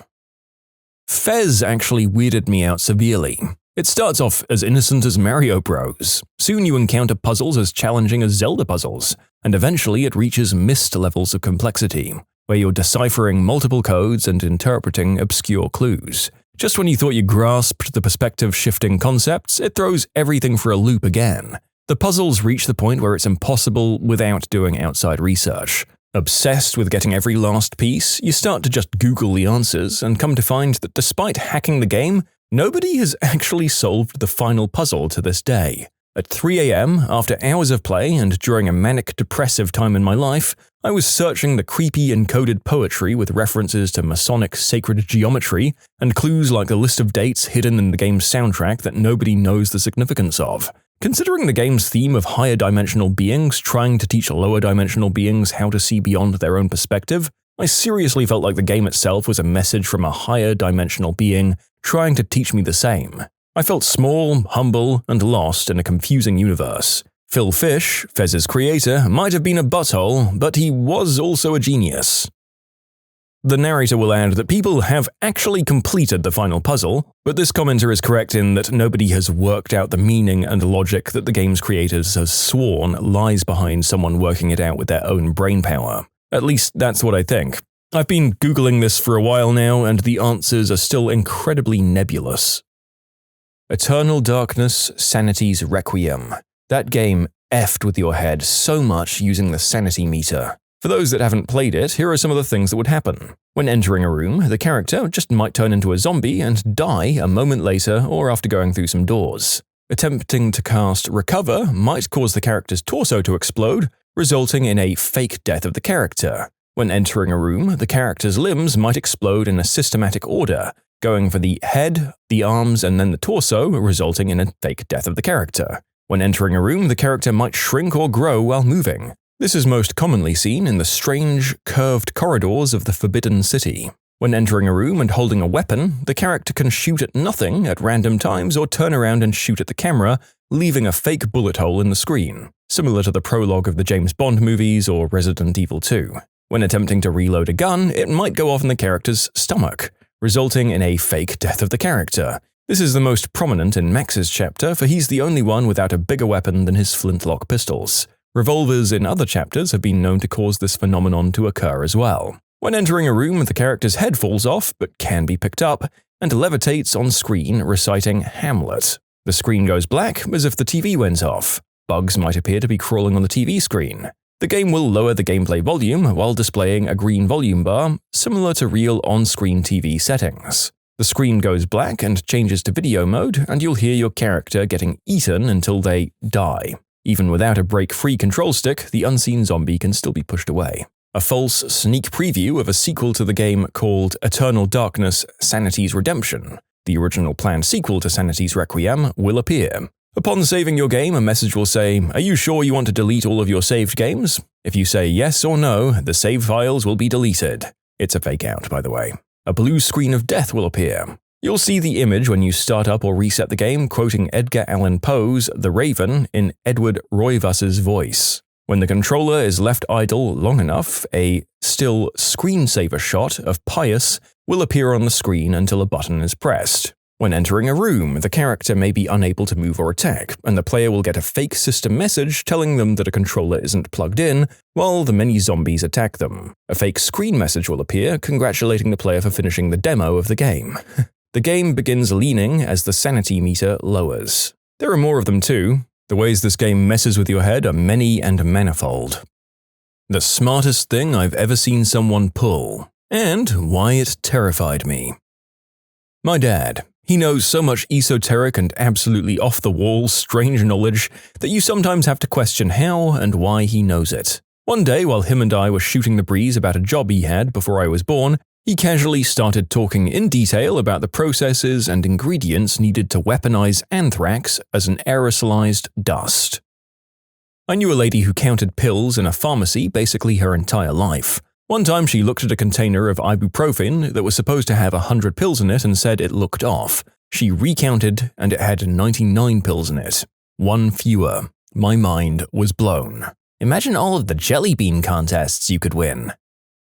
When I was 12, my parents were fighting a lot and we were incredibly poor among other issues. I would cope by riding my bike up and down the road while whispering my frustrations to myself in an hour-long vent. The downside is everyone probably thought I was crazy. The plus side is I was in great shape. I was doing this one afternoon when I saw an old man whispering to himself by his mailbox. He was very careful to make eye contact with me, and he made sure his whispering was noticed. It was all very deliberate.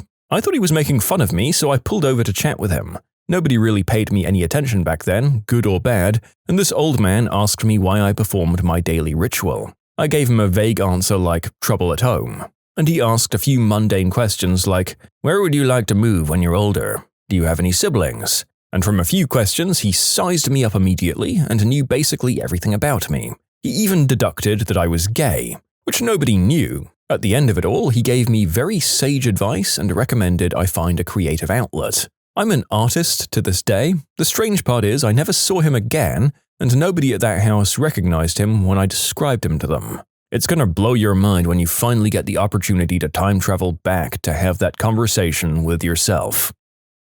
I once watched my cousin with Down syndrome just start hitting golf balls at the range like he was the course pro. He went to a few of my matches growing up, and occasionally I'd take him to the range with me, because he loved watching me hit them and riding the cart if I played. One day he was messing with one of my wedges, and I offered him a couple of balls. By no means was he sending these hundreds of yards, considering it's a pitching wedge, but every shot was practically identical to the one before. He was consistently hitting them 80 yards within what seemed like a 5-yard grouping. Since then I've tried to get him to hit more balls, but he just doesn't want to. By far the most unexpected thing I've witnessed.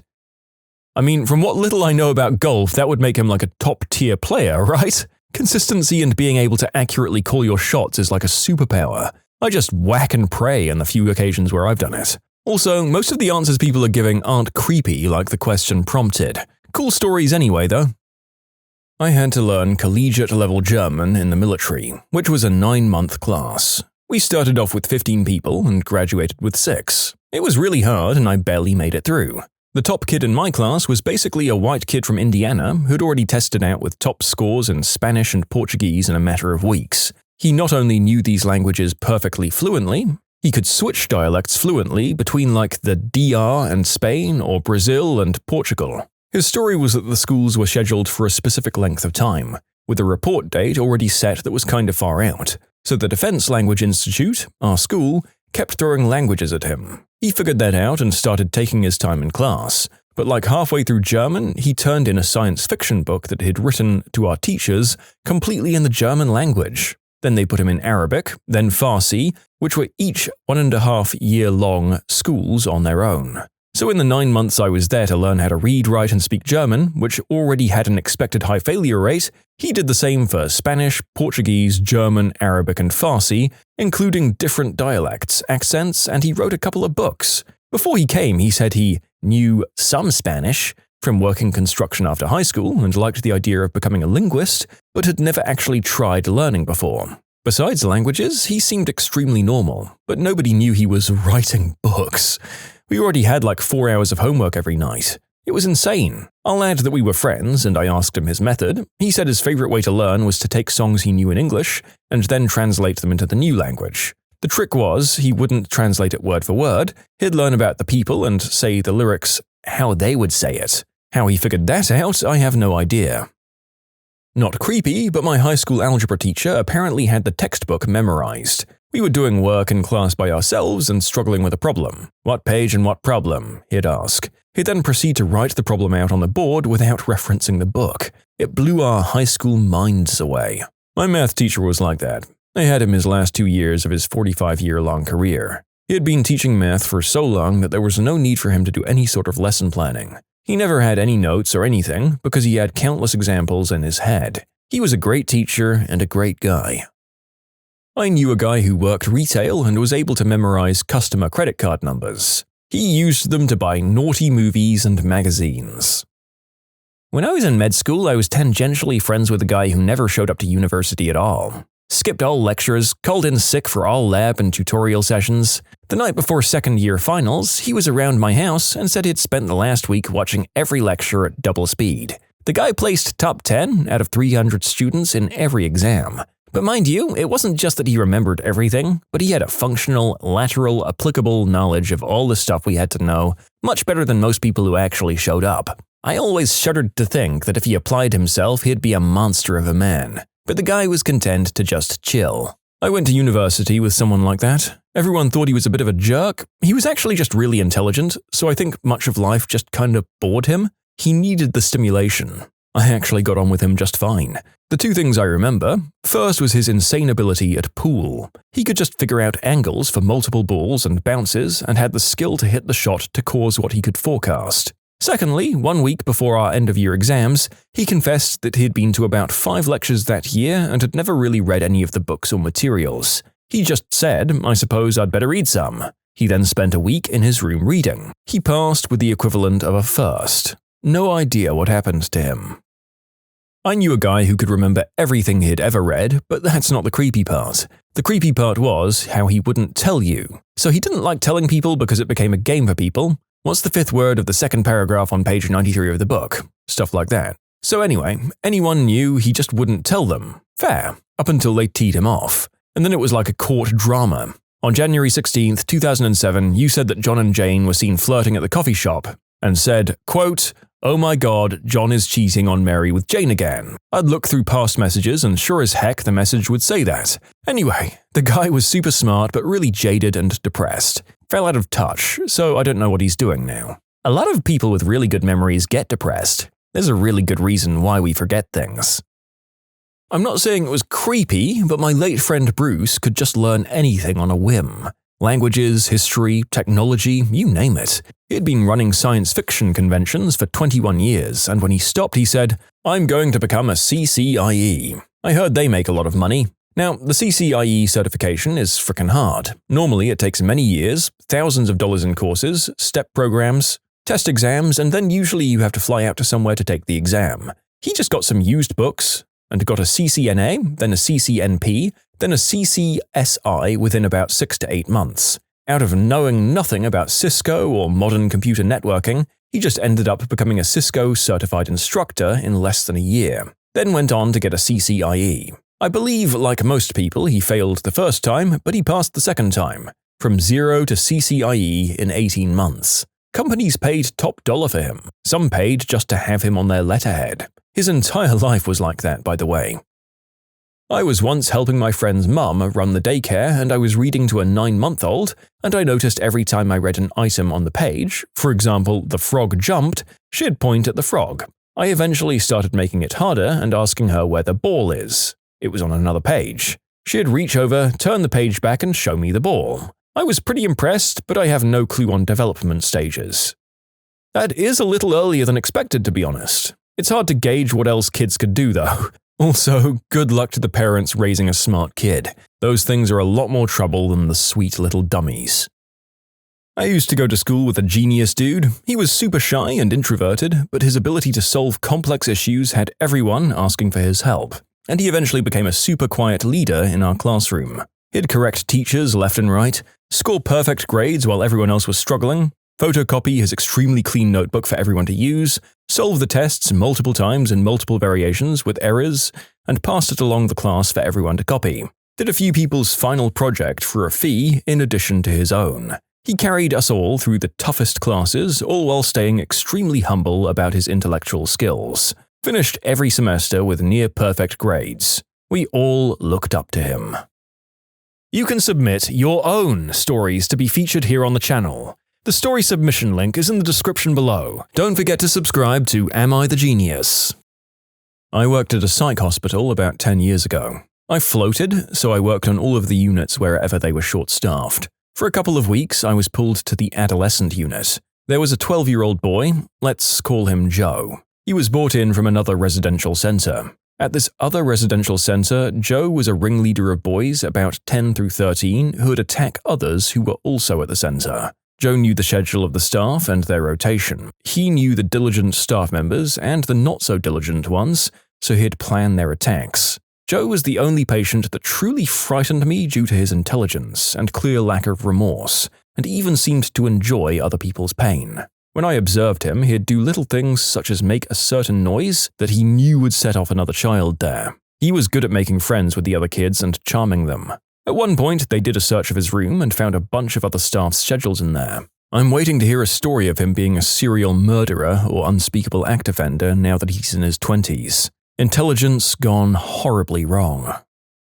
A friend of mine had been involved with a guy she worked with who turned out to be married with a young child. The friend was particularly vulnerable as she had just gotten out of a really problematic relationship and had zero concept of what having appropriate boundaries looked like. This guy started to mess her around and string her along while subtly eroding the bit of little self-worth she had scraped up since her divorce. Then he started milking her financially. Obviously, he didn't leave his wife when he did all of this. Enter our uni friend. She told our friend exactly what to say and how to react when her manipulator says this and does that. She was absolutely spot on with the things she predicted he'd say and do, and the responses and reactions were designed, as she put it, to give him a taste of his own medicine. Except his was the equivalent to prescribing Vicks while she dosed him with cyanide, metaphorically speaking, obviously. Within 48 hours of her following instructions and with no prior history of issues, he had gone AWOL from work and was finally found in the local hospital where he was on involuntary hold after emergency services found him attempting incredibly dangerous things. Uni friend had never met this man, but she predicted everything he'd do correctly and also knew exactly what things would do the most damage to him psychologically in the shortest possible time frame. I often wonder whether she's a psychopath herself or just incredibly good at reading people. I worked with someone briefly when I worked for the police. He came to my team to get frontline experiences for promotion. He had been in a secretive investigation unit before coming to us. I'll call him Dave. We went into this area with loads of gang-on-gang violence, and we were enforcing a Section 60 stop for weapons after a nasty murder in the area. We stopped two men at the side of the street, and it was immediately obvious they had nothing to do with any of it. We chatted for a bit, and that was it. Or so I thought.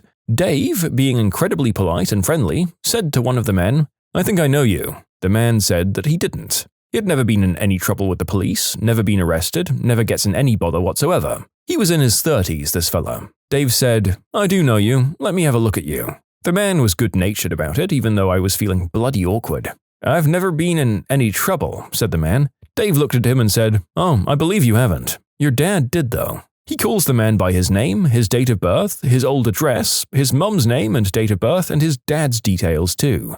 Dave says that 22 years previously, he had attended at the bloke's house when he was a preteen because his parents were arguing and his dad was drunk. His dad was arrested for a minor sleep-it-off breach of the peace. He wasn't a regular criminal or anything like that. Dave had not only recognized the guy, but he had done it from when he was a child, aged him, and remembered every bloody detail for a minor thing over 20 years previous.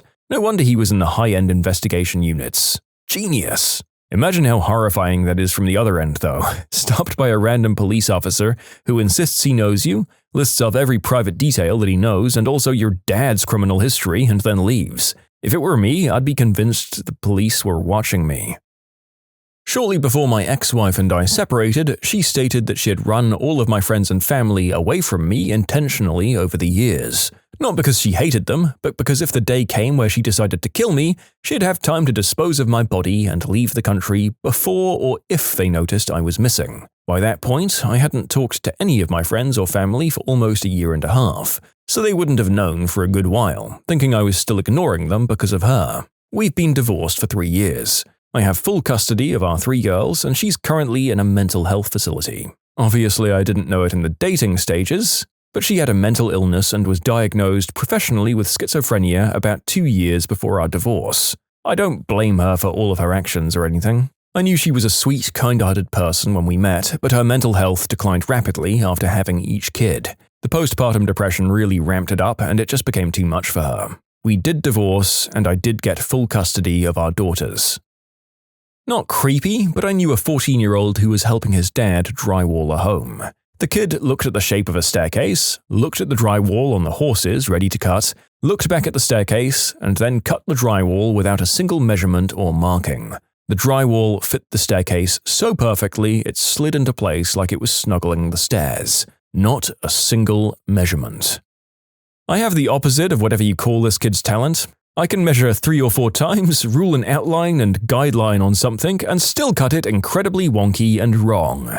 Yay! I think just the first time I witnessed someone with a special interest in life. I was a school assistant and had been asked to walk around the school with a specific 13-year-old kid who needed a 10-minute stress relief break. It was a school for kids with anxiety and depression. Anyway, we're walking and a plane goes by overhead, pretty low to the ground. In a super casual tone of voice, that kid starts telling me the heading of the plane, which airport it came out of based on how low it was, and its probable flight number and destination. I was like, woof. We had a special needs student in my elementary school who had poor grades in everything but geography. The kid could name every country, identify every flag, and you could name any place and he could accurately tell you what the weather was like there at the current time on any given day.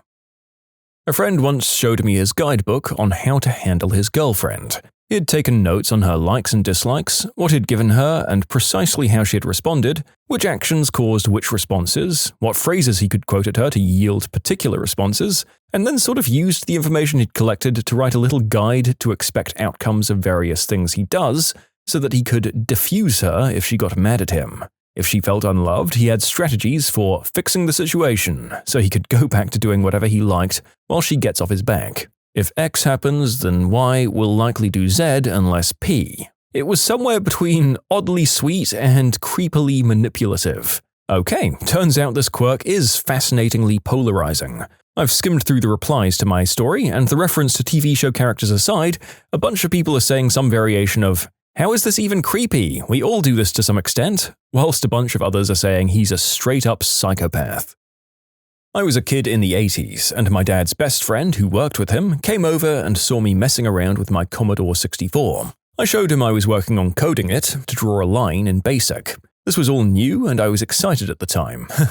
How technology has changed. And he goes, let me make a couple of adjustments on the math, and sits down and in a few lines codes out a Mandelbrot fractal that grows and expands with overlapping fractals on my 16-color EGA monitor. This was years before I'd see something similar with Windows Line's screensaver. I know fractals are somewhat straightforward for those that know the math, but to be able to sit down out of the blue and do this in a few minutes required a level of skills and knowledge that blew me away, especially done as a one-off for a kid. It really inspired me. He was also the one that told me that the reason we haven't found extraterrestrial life is because of time, not space, like putting a person in New York and Florida and giving them 5 minutes to find each other. He spent later years consulting for Apple, basically doing what he likes working on, and now is retired and long-haired, playing bass and guitar in lounges most evenings. I used to drag race. One of my racing buddies is a mechanical engineer. We were at the track one day, pitted together with our cars, and we were discussing gear ratios and whatnot. I was running 36-inch tall rear tires, and the car was going through the traps, finish line, at about 6,200 RPM in the 1/8 mile, at 148 miles per hour. Peak power for my engine at the time was 7,100 RPM. The idea is to get the car into the 7,100 RPM range quicker and for longer periods of time, which will make the car faster on the top end, and having more gear in it means the car would leave harder too. So I'm thinking about this and said, I wonder how many times these tires rotate when the car makes a clean 1/8 of a mile pass. Within 10 seconds, he said, 70 1/4 revolutions. I was like, bro, and walked into the trailer to get my calculator. So I calculated, roll out, a 36-inch tall tire will move forward 113.04 inches on a full rotation, 36 times 3.14. Convert that to feet gives you 9.42 feet, 113.04 divided by 12. Divide the length of the track by the rollout, 660 divided by 9.42, and you get 70.06. None of this is advanced math, but this guy did it in his head in about 10 seconds. We've got apps to do this stuff nowadays, but it was an impressive thing to see happen. I had a friend from childhood who had an eidetic memory. He never forgets anything. At primary school, he had a lot of problems because he couldn't accept that people forgot stuff, and nobody had any idea that he had this ability. So if anyone got a detail wrong or something like that, he'd think that they were lying or trying to trick him and freak out. It wasn't until he was 15 or so that people realized what was going on. The secret I found on my partner's phone that changed everything. I went through my partner's phone after he passed away from cancer last year. I had to find contact numbers for a few friends not on the funeral list that we made. In his Notes app, I found phrases he used in his letters to me, as we often wrote to each other when he was in hospital and visiting times were short. English wasn't his first language, and I hadn't realized how hard he practiced in order to say what he wanted to say. I sent myself a copy of those notes and look at them often. A photo of myself, shirtless, crudely edited to look like I was making out with Shadow the Hedgehog. Left her laptop open. I saw a photo called Secret Stuff. Momentary panic followed, and I couldn't help myself. It was literally just thousands of pictures of our dogs. But what was in her dogs folder? Oh, also more pictures of our dogs. Her phone camera roll is 99% our dogs. The other 1% is food that she's cooked. His messenger chats with my mum. He jokes with my mum a lot, and he'd always ask about me, what I was like as a kid, why I'm so full of energy, and how to take care of me. My mum had cancer and passed away last 2023, but their last messages to each other was him assuring her he'd take care of me the way she wants to. A couple of months into dating a girl, I was sitting in the passenger seat of her car waiting for her to come back from running inside her house when I saw a text come through on her phone that said, "Happy anniversary, baby. Can't wait to see you tonight." So yeah, that ended. Holy crap. Was she married or just cheating on her boyfriend? Well, both, technically. A few years ago, I was adding some items to the Notes app grocery list on my wife's phone.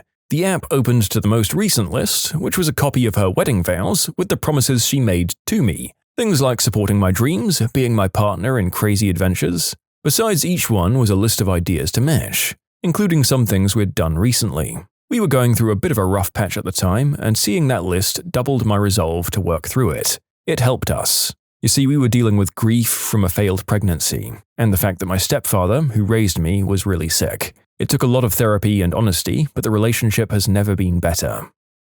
Well, so far the stories we've had have forced me to change the name of this video from "The Secret on My Partner's Phone That Ended Our Relationship," because about half of them have been really pure and nice. He handed me his phone when he was driving so I could text his mum for him. When I unlocked his phone, it opened to a note that was just a list of everything I've ever mentioned that I liked, and it was titled "Gift Ideas." Like one of the items in the list was something I'd seen in the window of a shop and mentioned that I thought it was cute, then we just kept walking. It made me feel so loved to know that he paid attention to every tiny thing. We're married now. Huh. Not his phone, but my late husband's tablet. A year after he died, I was clearing his tablet of stuff and saw he had a Twitter account. I was reading through his posts and hit one that had me in tears for the rest of the day. He'd responded to some thread about keeping women in their place or some such garbage. My hubby had answered these men, who we'll charitably call gentlemen, with a long rant about how being married for 35 years to a woman who never tired of learning, who never let things stop her, who stayed interested in the new things, was the best thing in his life, and that a smart, thinking woman kept his life interesting and exciting. I always knew he felt this way, but seeing him say this to a total internet stranger in a forum he thought I'd never see was just kind of overwhelming for a few days. We were friends for 45 years, best friends for 43 years, married for 37 of those. He died 3.5 years ago, and the hole in my life is just as big as the day he died. I'm not languishing or yearning to follow him anytime soon, but I do miss him tremendously.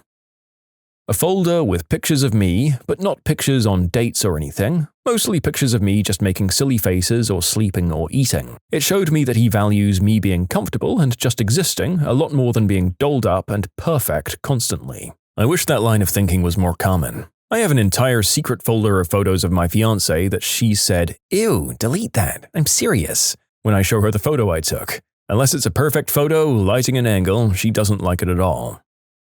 Notes keeping track of how long since we'd had a fight, when to pick the next one if we haven't had one by then, and potential things to pick a fight about. She didn't believe in a relationship going more than 4 weeks without a fight. Also, a list of my passwords that she'd managed to uncover. So yeah, I'm glad that I got away. Been together since 17. Had a gut feeling to check his phone, but he was always guarded when it came to it. He fell asleep one day with YouTube open. I looked through his Instagram, and for the past 6 months he was in a group chat with 2 other people sending each other videos of using the restroom in diapers and exchanging feet pictures, all for amounts of money that never exceeded $10. No idea how to even approach this. I don't mean to laugh, but this is insane. To be honest, I laughed too at first. I was completely blindsided. At least let it be for more money or something, I don't know. That was my first impression as well. I could get over the feet pictures. I could even excuse exchanging gifts full of diapers. But the inability to properly price a product within what is obviously an open-ended market, it demonstrates a lack of self-worth that's guaranteed to turn into a serious issue later in life. You need to find someone who values themselves, their lower extremities, and their feces. If you can't love your own crap, how can you possibly love another human being? There was a photo album of nothing but pictures of me and our son titled My Perfect Men. There were pictures in there I didn't even know about. Him helping me wash my car, us laying on the couch, him teaching me Minecraft, me helping him ride a bike. I was a mess for a while. Ugly crying. Happy tears, but ugly crying. I had no idea I was loved so deeply by her. My wife is quiet and introverted and didn't grow up in an environment that was outwardly loving. I wasn't snooping at all, but asked her to share some recent pictures of our son after a sports day at his school. I saw her in a different light after that. Our already good marriage hit a level I didn't even know was possible. He sent a photo of his specimen on our bedsheets to another woman. What the frick? That's so lame. Huh! Look on my works, ye mighty, and despair. Your husband. I like how half of these stories are the most wholesome stuff you've ever read, and the other half is absolute horror stories. Huh. He handed me his phone when he was driving so I could text his mum for him. When I unlocked his phone, it opened to a note that was just a list of everything I've ever mentioned that I liked, and it was titled Gift Ideas.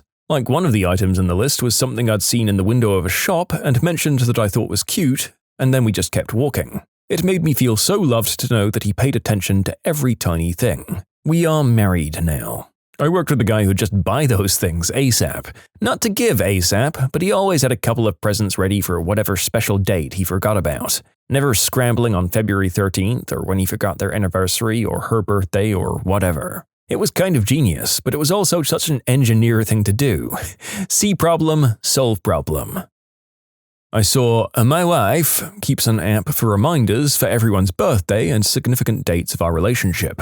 She also has a bunch of photo montages she created of us together. I never question her love and devotion of me.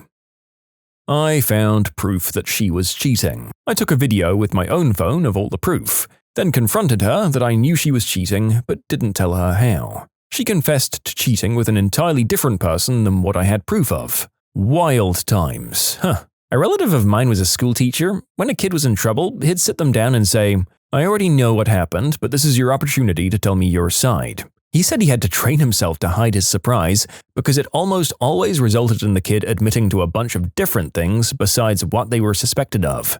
Huh, that happens at my work fairly regularly as well. Whenever I have to formally discipline an associate, I start the conversation with, So, do you know why we're here today? 98% of the time, they do in fact know why they're there. 1% genuinely don't know they were doing anything wrong, and the last 1%, my God. I brought an associate in once to write him up for attendance. He confessed to theft in the low six-figure range. Another one was going to be written up for being caught asleep. He said it was because he cut the brakes on someone else's car. Whoa! You're welcome everyone for this life hack. Just tell them you know and they'll spill the beans. I think it was worth me going so far off topic. I guess if you're ever on the receiving end of it though, your best tactic is to deny. My husband changed his phone password to my name within 3 months of us dating. He didn't tell me he'd done this. I only realized one day when I needed to unlock his phone and asked. I had trust issues going into our relationship, so it was a shock that someone would use my name for anything. We've now been together for 7 years and I'm still his password. She told her colleagues and friends that she'd divorced me because I was mistreating her. I wasn't, and she didn't. She just wanted to play around in her circle without being judged by pretending she was single. No one ever asked me, I just got blocked by everyone. She left a Facebook Messenger conversation between her and her friend open on her computer. I'd use her computer when I was at class, but it was her complaining how much time I spent at her apartment and that I was smothering her by always being around. I was surprised by this as she'd have a breakdown and accuse me of abandoning her when I'd leave to stay at my own place for a few days. Trying to appear cool in front of her friend. I'm totally not clingy. He is. He can't get enough of me. Grow up. You can submit your own stories to be featured here on the channel. The story submission link is in the description below. Don't forget to subscribe to Am I the Genius? Seeing her defend me in her family group, threatening to break contact with her entire family if they kept bad-mouthing me all the time. Telling them how happy she is with me and how much I helped her gain self-confidence, which they always try to destroy. And funnily enough, what a great cook I am. After that, she lashed out at them, calling out her family's bad marriages and lying relationships. Love that woman, never gonna let her go. I cried a bit when I accidentally read all of it. Me and my fiancé have a really chill relationship. We respect that phones are private so we don't snoop, but use each other's phones all the time for stuff like a torch or whenever we grab whatever's nearest or to Google a number. I was asking about something and he said, "Look it up," and passed me his phone. I went to Google and it opened his last tab. He had been looking at engagement rings. I clicked on another tab and searched on that instead to try and hide that I'd seen it. I never confessed I'd seen it, but my God. I knew pretty early on that I wanted to spend my life with him, and we'd had casual conversations, but I'm a natural skeptic. To see that just really solidified in my little worried brain that he wasn't lying when he said he loved me. The Notes app with a list of stuff about me. My favorite movies, flowers I'd like to get, shoe size, anything and everything. There were subdivisions like potential gifts to buy, what to do if I'm angry at him, stuff about my seasonal depression and what helps. It was almost 3 pages long and titled, My Love. I fell in love more. It showed he's serious about me and willing to put in effort. I was using his phone when mine had died, and I have a habit of closing apps. He had a million open, and it was driving me nuts. He had his Reddit open too. He doesn't post much, just follows and likes a bunch of woodworking and bushcrafting subreddits, but the few posts he commented on were about me. It made my heart feel so happy I wanted to throw up. My favorite comment was about someone planning Valentine's Day for their partner, and he said something like, "One Valentine's Day my wife surprised me with a giant blanket for it. She had her parents watching our daughter, brought all of my favorite snacks and sushi for dinner, had Lord of the Rings ready to play, and made a pillow nest on the floor inside the fort. Best wife ever." He doesn't have social media, and isn't one for writing letters or cards, doesn't make a big show of his affections for me, so to see him gushing about me online was just so nice. I love that goose. Not my partner, but my family. We have a family group on WhatsApp. One day I realized that people stopped talking as much. They didn't stop fully, but it was way less. I thought it was life getting busy and people just not using WhatsApp as much anymore. One day my aunt asked me to fix something on her phone. I took a peek and saw that they created another group without me, and it was full of recent messages. Not one for going through my partner's phone, though one time when we were getting back together, she asked to see my phone, which I gave her. When I asked to see hers, she got really defensive and refused to give it to me. We didn't get back together in the end.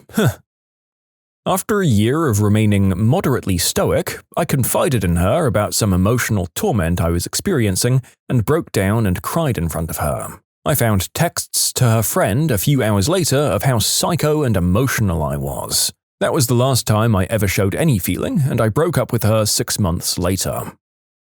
Text messages to a female friend essentially professing his love for her. He was a horrible person who did awful things to me, but those messages to her were a big punch to the gut until I found hard evidence of him actually physically cheating. Yes, he is actually my ex now. We broke up in 2019. The night my significant other proposed, we went to see The Hobbit in theatre. He asked me to look up the tickets in his email, and I saw an engagement ring email confirmation. Despite this, I was still very flustered by the cue when it happened. I hope that he referred to you as his precious when he proposed. Multiple texts to his brother stating that he was debating breaking up with me at different times throughout the past year. I had no inkling that he was feeling that way, instantly lost faith in the relationship, and broke up shortly after. I found a folder hidden in his phone with screenshots of other girls' Instagram stories, girls we both knew. Some were mutual friends, none of it was overtly racy, but the captions he added to the pictures were gross. Like, "She doesn't even know what I'd do to her," kind of stuff. It felt violating, not because he cheated, but because I saw a side of him that made my skin crawl. Objectifying women he smiled at in real life, including people I cared about and was friends with that he interacted with on the daily. I never said a word, just quietly started planning my exit and told my friends. I've not seen him since, he's deleted socials, no idea what happened to him. Never went through a partner's phone, but one time an ex let me read his emails to provide context to how crazy and mean his ex-wife was to him. He wanted me to read them. I found several exchanges between him and a few of his exes. It turns out he was the problem. He played the victim in every disagreement, called them the B-word, and then wondered why they didn't want to ever see him again. He contacted one of his ex's family members after she blocked him, trying to reach out to her. Absolutely insane that he volunteered that to me. It didn't take long for him to do the same manipulative crap to me. Or perhaps I was more aware of his tactics. I'm amazed you stuck around after reading that. Then again, not sure if you're just a more forgiving person than me and you believe in second chances. Or he was really hot and good in bed? Not me, but my sister-in-law. Said that her then boyfriend, now husband, handed her his phone to check the weather or an order status or something menial like that. Said when he handed it to her, he'd accidentally left it open in his investing app. And she didn't poke around too much, but she saw the obvious 3 or 4 million in his account. At about 35 years old. And that was just one app, probably not his entire portfolio. She never mentioned it, but said a month or two later, as things got more serious between them, he said, hey, we need to have a talk. And she was worried, but said, okay, what is it? And he said, I'm privately wealthy and I want to marry you, so if we in fact continue this relationship, you probably don't ever have to worry about money. Fast forward a few years, they are married, they have a kid. My sister-in-law makes 6 figures working on finance. He quit his job but opened a business doing custom woodworking, which was his hobby prior to quitting his job, so good for him. So everyone stays busy. He's a very cool guy. Grounded. Just has a lot of money. My wife's side of the family is quite successful. And this post makes me realize that I'm probably the lowest income earner of any of her siblings. Or her sibling spouses. She has 4 siblings. Sad for me. Nah. I saw a message to her sister saying that I was the most important person in her life and had saved her from a life of addiction and substance use. When I saw the message, we'd only been dating about 4 months, and it's now been 21 years since I saw it, and I've never let her go. And I never will. His mum texted him, and a notification popped up on his TV. I had to see it after I saw that she was talking about me. She was saying not so great things because she was mad that I set a boundary around what amount of drinking I'm comfortable with my 4-year-old being around before we'll choose to leave gatherings. She's an alcoholic and got really drunk and really mad when I set that boundary. But I saw that he really stuck up for me and called her out on being wrong. He said some really caring things about me, and it really pushed me to see just how much he's come to trust me and how far he's come with his own drinking. He's grown to really value not hurting other people with indulging in your own vices, and it was really big in showing me how much he's changed and seriously how much therapy has been helping him. Photos of her talking with her ex about the amazing whoopee they were having, talking about how it's perfect because she'll divorce me soon and take everything. She took nothing. I divorced that C-word. I'm not bitter at all. During COVID, we had a long-distance relationship because we were both still living with our parents. She found a job, but I didn't want to risk getting one because my dad was vulnerable to the virus. She used to tell me about the new friends she was making at work. Things started to cool off between us, and eventually she broke up with me. Her reason was that she didn't feel good being in a relationship with her phone. Time passed, and she came back into my life, but something always felt off. Eventually, COVID ended, and we started spending time together again. One night, I was at her place, she was asleep, and I was still wondering why she'd been acting so weird during COVID and what really happened during our breakup. So I checked her Google photos on the dates that all of this happened, and everything was there. She had been in a relationship with a guy from that job and with me at the same time. Eventually, she broke up with me and started just dating that guy, but they broke up because he was a butthole, as I later found out due to one of her friends. There were pictures of them dating and even in bed together. It was devastating. I never told her that I found those pictures, but I broke up with her. I guess she eventually came to that conclusion. This all happened in 2021, but I still feel weird about relationships to this day. I prefer being alone, and I'm afraid of commitment because of that experience. Saw a message to his friend confessing that he was saving up money to be able to leave me and move out of our apartment together before he'd let me know that he wanted to break up with me. Thanksgiving was going great, and you won't believe who ruined it.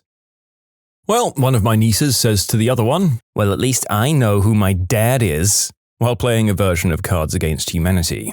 Also, my other niece said to the other after that, "Well, at least my mother's still alive." These are great nieces, by the way. Nothing. Nobody. Stood home in our new house for our first Thanksgiving here. I do all the cooking, so my wife just chilled and did stuff with the kids. My parents came over and we had a great meal and great conversation. Choose who you want around you. You aren't obligated to see family if they'll just cause stress.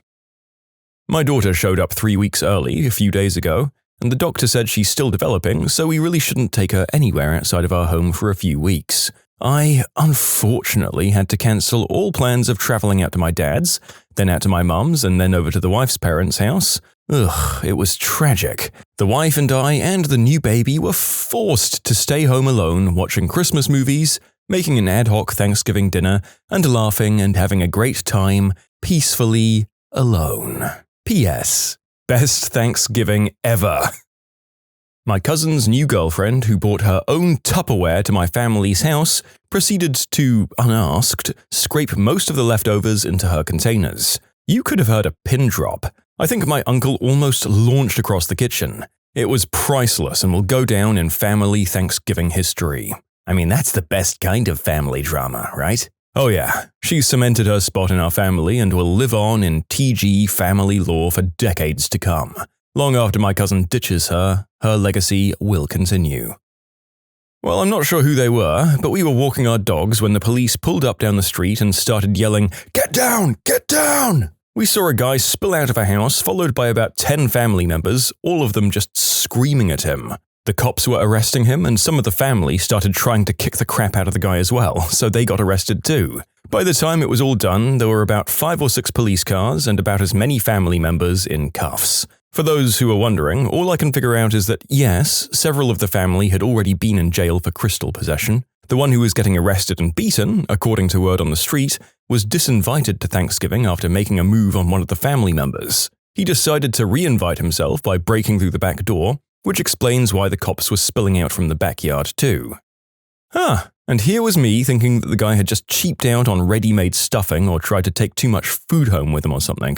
I know how seriously some people take their Thanksgiving dinners. Well, my roommate's dog ruined ours. She's a husky that got out. Have you ever chased down a husky? It is a pain in the butt. The only way I can get mine back is to get close with the car and ask him if he wants to go for a ride. It's the highest value thing there is to him, above even freedom. Still, it is a pain in the butt. Luckily, he hasn't escaped in a while. This was the first Thanksgiving in my lifetime with no fighting. The food was all great, and my nieces and nephew were grateful for me being there, so I held the tears inside. My aunt got mad at my grandma, her mum, and pushed her. Grandma fell and broke her hip. Police were called, aunt fled, and the police didn't find her at her home. We're assuming she went to a motel. She has bipolar and regularly goes on manic episodes where she isn't home for weeks and lives in various motels. My family has tried to get her help, but I think this is the end for her in our family. Well, my dad died unexpectedly yesterday afternoon, which put a bit of a damper on today. I can't really fault him though, it wasn't like he planned it. Or if he did a really good job of covering his tracks. Hey, mine died the same day 4 years ago. Be prepared for this time of the year to really start to suck. And know that it's okay to not be thankful or to not go to people's celebrations if they don't understand your situation. Eventually, you'll be surrounded by people that know and understand and can treat you the way you'd like to be during that time. Hey, I ruined it. Checked work email Tuesday morning, had a Teams meeting, put a load of laundry in, then the next thing I remember, it's 8 hours later and I'm delirious and going into surgery for appendicitis. My favorite uncle was diagnosed yesterday with stage 4 pancreatic cancer. We all love him. His family still came by to see us all. It only brought us closer together, but damn, we're frickin' sad. My mum smoked too much green herb and got paranoid that my dad, who wasn't there, could hear us talking about him. My whole damn family who took a nap right after dinner, and I'm still waiting for them to get up so I can have pie. God damn it! My dad's Alzheimer's and dementia. I made a full meal for him, cooked and brought it to him, and we ate it together. Put him to bed. 30 minutes after I left, he's calling me repeatedly, confused and crying. What's the point of having extended lifespans if at the end we're turned into physical and/or mental vegetables?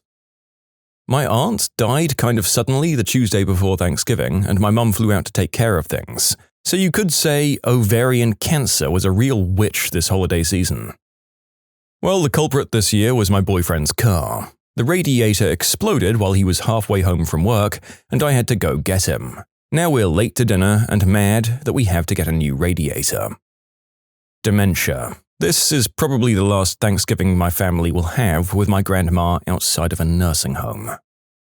My parents got into a big fight the night before, and someone ended up punching a hole in the wall of the new house. We were supposed to host dinner for everyone, but obviously we cancelled it.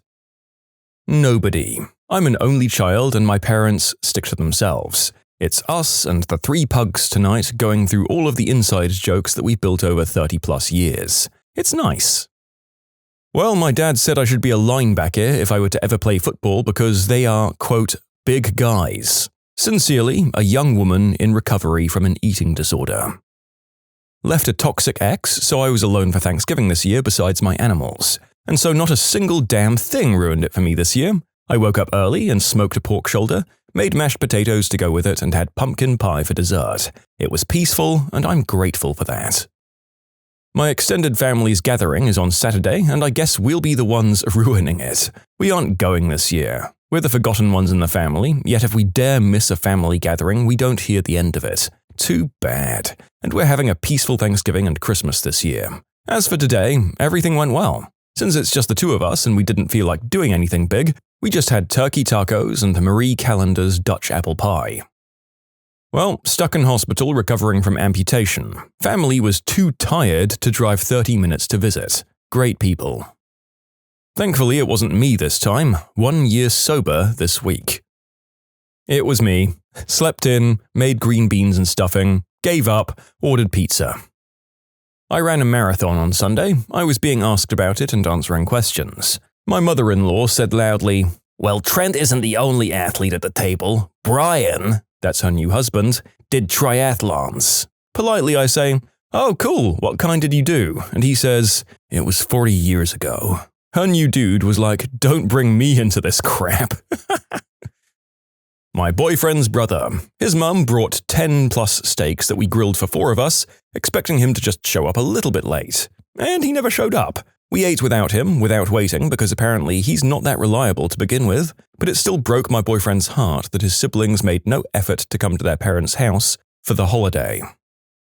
Me and my sadness. Separated from my husband 2 weeks ago. It was so sudden, and this is the first time I do this holiday without him.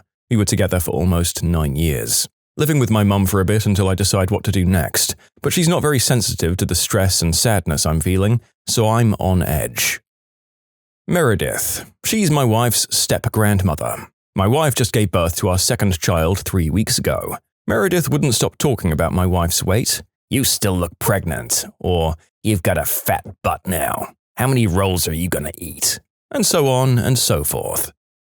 Shockingly, there was zero drama, no mention of politics, and everybody got along. The alcoholic aunt who just lost her husband was sober and sociable, and the other aunt who meddles in everything just enjoyed being with the family. The MAGA sister-in-law and brother-in-law said nothing about Trump. Grandpa and the kids all just played along together. Not sure what kind of parallel universe I stumbled into. My semi-evil sister with the husband and 2 adult kids who never want to be at family events didn't show up. My dramatic sister showed up 2.5 hours late, my parents shelved the politics, and everyone was content. I agree with the whole parallel universe theory. Not going to question or try to figure out what happened this weekend, just go with the flow and not look back. Yeah, what I will say about those friends and family members who cause fights, though, is that it's almost more stressful when they don't do it, and you sit with clenched knuckles just waiting for the argument to break out for 5 or 6 hours. And then you get false hope for the next time that maybe they're good now, and get it brutally let down in the future instead. Not at all jaded. My mum ruined ours within 5 minutes of me walking in the door. She asked me to make the dinner this year because it's just gotten to be too much for her. I happily accepted. Planned the meal, bought the food, prepped as much as I could beforehand. I arrived between 9 and 9:30 this morning to make myself a cup of coffee and make myself a quick breakfast before getting the turkey oiled and herbed up before getting it in the oven. She offered me leftover blueberry pancakes that she'd just made for the rest of the family. I declined because I don't eat pancakes or waffles, plus I just wanted something light, which was the tortilla with cheese and 1 egg that I was going to make for myself. I started getting a smallish pan out of the drawer that was the perfect size for 1 egg and tortilla. She immediately got bent out of shape that I wouldn't use the huge pan she'd already used for the pancakes. I shouldn't get another pan dirty, and she said it's her kitchen, so I'll follow her rules. I said I'll wash both of the pans, and she kept going on about her kitchen, her rules, so I said, "Fine, you make Thanksgiving dinner then." She got so mad she threw a blueberry pancake at me, staining my shirt with the blueberry. So yeah, that's how my day started. And yes, I cooked the dinner because she went into the living room to pout. It definitely colored the rest of the day for me, and didn't help that my mum and dad were generally grouchy at one thing or another all day, mostly with their grandkids. I really don't want to do any more holidays with any of my family after this. You can submit your own stories to be featured here on the channel. The story submission link is in the description below. Don't forget to subscribe to Am I the Genius? My brand new oven that's replacing my old oven, which died a few days ago and I got just in time for Thanksgiving, but has some sort of coating inside it that smells like burning metal and I can't get it out. No one. I just finished radiation treatment for chest cancer and got to ring the bell 2 days before Thanksgiving, feeling very thankful that it was caught early on and I didn't need chemo. Well, it was me technically. Accidentally knocked a candle with glass around it off a shelf that I didn't see. Broke right before my 3-year-old nephew, brother, and sister-in-law walked in. Glass everywhere. Apologized, but still it sent my mum into a screaming fit at everyone. Somehow my other brother got blamed more than me. Everyone went home within 5 minutes, nobody ate, stuck in my room to avoid getting yelled at until I head back to far away where I live now on Saturday. Happens once every 3 years. Good times. Thank you everyone for your responses, I appreciate all of you taking the time. I'm going to look into therapy for myself and most probably cut off contact for a while once I head back on Saturday. Fingers crossed. Happy holidays, for real this time. My dad. He got mad that I was a little later than expected. There was a car fire during my commute, and he threw a temper tantrum. Should have learned my lesson 4 years ago when he kicked me out. Happy Thanksgiving, everyone. Me, because I mandolined a chunk of my finger this week and it got infected, so I got to spend a lovely long part of the day in urgent care. My wife made a cake that looked like a pie. It was very confusing for everyone. That's some chaotic energy right there. Grandma broke her spine. She's very old and things aren't looking good. Well, my Uncle Terry began, "So, all these Jews..." Good night, everyone, and out I went. For the sake of comedy, I have to believe that after you closed the door, he continued, "Well, they're just lovely folks, aren't they? I'm thinking of converting." And everyone claps. The guy who bought lunch meat home for Thanksgiving and had the audacity to yell at his girlfriend until she cried for making him feel like he ruined Thanksgiving. I just came from that post. Funny thing is, I think deli turkey and sandwiches for Thanksgiving would be fine if that's your agreed-upon expectation going in. Say a couple with no kids who just want to enjoy the day and not cook like maniacs for hours. But that guy agreed to get a Thanksgiving turkey and brought cheap deli meat. Absolutely should feel like he ruined Thanksgiving, because that's what he did.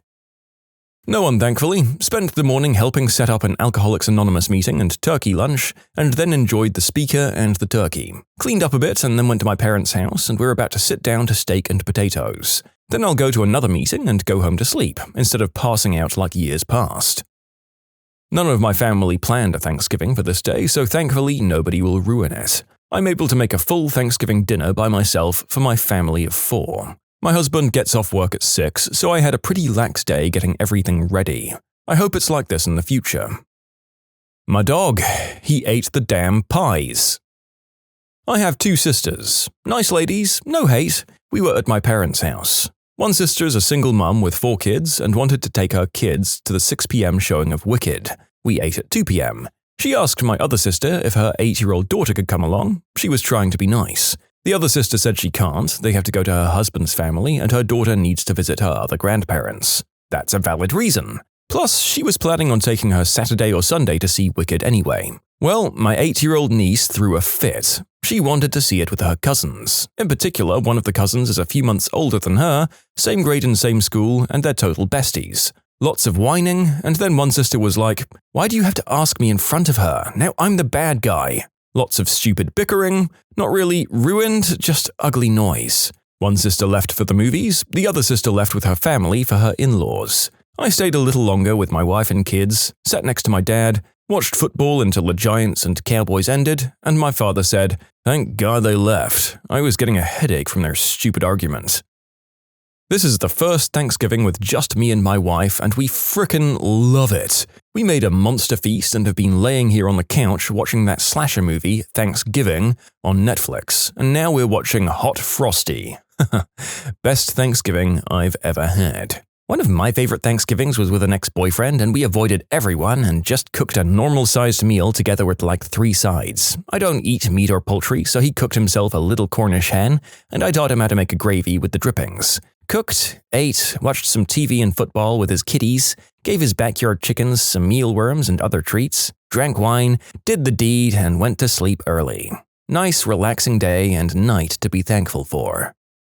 That honestly sounds frickin' perfect. Look, I love my family, but nobody can deny that these holidays are stressful for someone at the end of the day. I like Christmas, but I can't imagine having your American pre-Christmas tradition so close to it and really building that familiarity and contempt with the family up a bit more before the big event in December. Ugh. Well, mine's not over yet. I have time to ruin it. Me. I just threw my back out and I'm gonna have to somehow get home. Probably me when I dominated the turkey games for the 2nd year in a row. My new brother-in-law put up a really good showing though at cup stacking. It was really intense for a while there.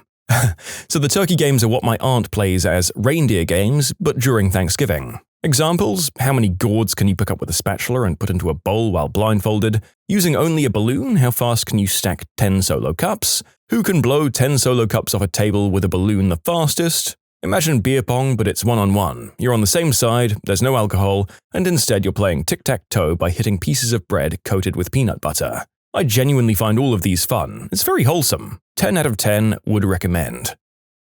My brother-in-law. He got pneumonia and decided to show up anyway, despite the elderly and young children also in attendance. Well, definitely not my great-aunt Jane. She passed away about a month ago at age 89, and today at dinner with grandparents, they gave me an $8,000 check from her. Obviously, sad she wasn't there, but we had been observing her mental and physical decline all year, so we'd been emotionally preparing for the inevitable. My mum. I got woken up at 7:15 by my mum screaming bloody murder because how dare I not be up yet? I wasn't told when to be up, by the way. I threw on my clothes, and she and my sister judged me because it's not formal enough. I was wearing jeans and a plain t-shirt. They start barking orders and continue to scold me for not being up. Again, not given a time to be up.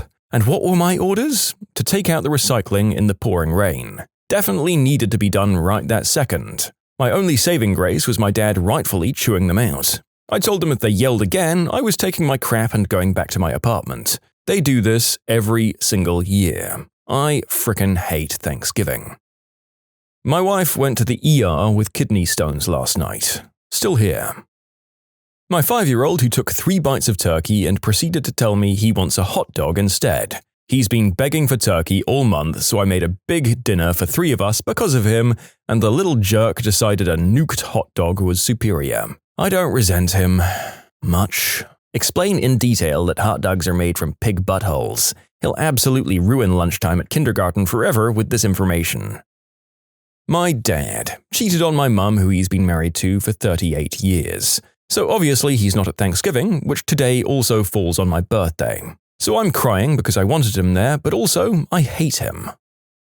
We just didn't invite the family we don't get along with this year, and I decided to go to a local spot hosting a buffet instead of me cooking everything myself. Then we came back for drinks and eventually snacks. This was arguably the easiest Thanksgiving of my life. My alcoholic brother-in-law, who's been MIA for the last year or so, living on the streets in Europe, decided he wants to come back to America. Hops on a plane, lands in Boston this afternoon, and gets arrested at customs from an outstanding warrant for violating his parole. Needless to say, my wife is a little preoccupied today. Another holiday ruined because of her screwed-up family. Family's the best. My sister-in-law is a perpetual drama queen and malignant narcissist. In a tizzy, she took my nieces and nephew on an impromptu 700-mile road trip with no money and ran out of gas, and then suddenly it was everyone else's problem to deal with. She does stuff like this all the time, but especially around the holidays. She loves ruining things for people. My brothers and their crappy parenting styles did it for me. Nobody ruined Thanksgiving this year, but in 2014, I ruined Thanksgiving by showing up high as F on Xanax, flipping a table, throwing a bowl of mashed potatoes at my uncle, not the literal bowl, just a handful of potatoes, and called him out for being a creep. I mean, he actually was a creep and registered offender, and while I'm sure that my obviously intoxicated shouting seemed unhinged, I still stand by it 10 years later. Screw that guy. I don't give an F. You're a 60-year-old man and you let your entire family down. Nobody warned us. What men discover about women in relationships. Keep a calendar to record the special dates you've come through together. That will save and help you in your relationship. I also keep a running list of her favorite ice creams, candies, flowers, music, dinners, drinks, movies, and other stuff. I have a terrible memory, so it came in handy lots of times.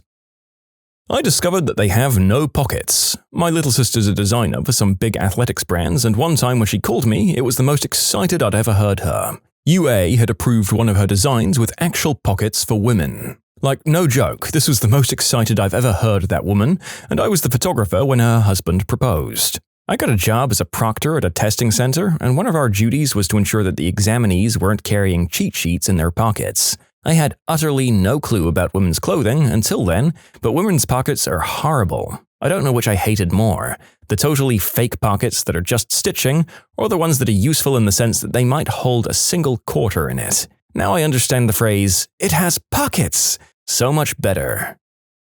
Every one of my long-term girlfriends had been the victim of some horrible, leery, creepy behavior or mistreated in some way, mostly when they were younger. I thought the first couple were flukes, but every time I eventually get to the point of the relationship where things like that are shared, the trauma just begins to flow. I had no idea how prevalent it was. 7 girlfriends in a row at this point. My daughter was with 4 of her friends and it came up. She was the only one of the 5 who had never had some pretty bad stuff as a kid. I was too, so I tried to spare her from that torture. Children deal with that for the rest of their lives. It doesn't just go away when the perpetrator does.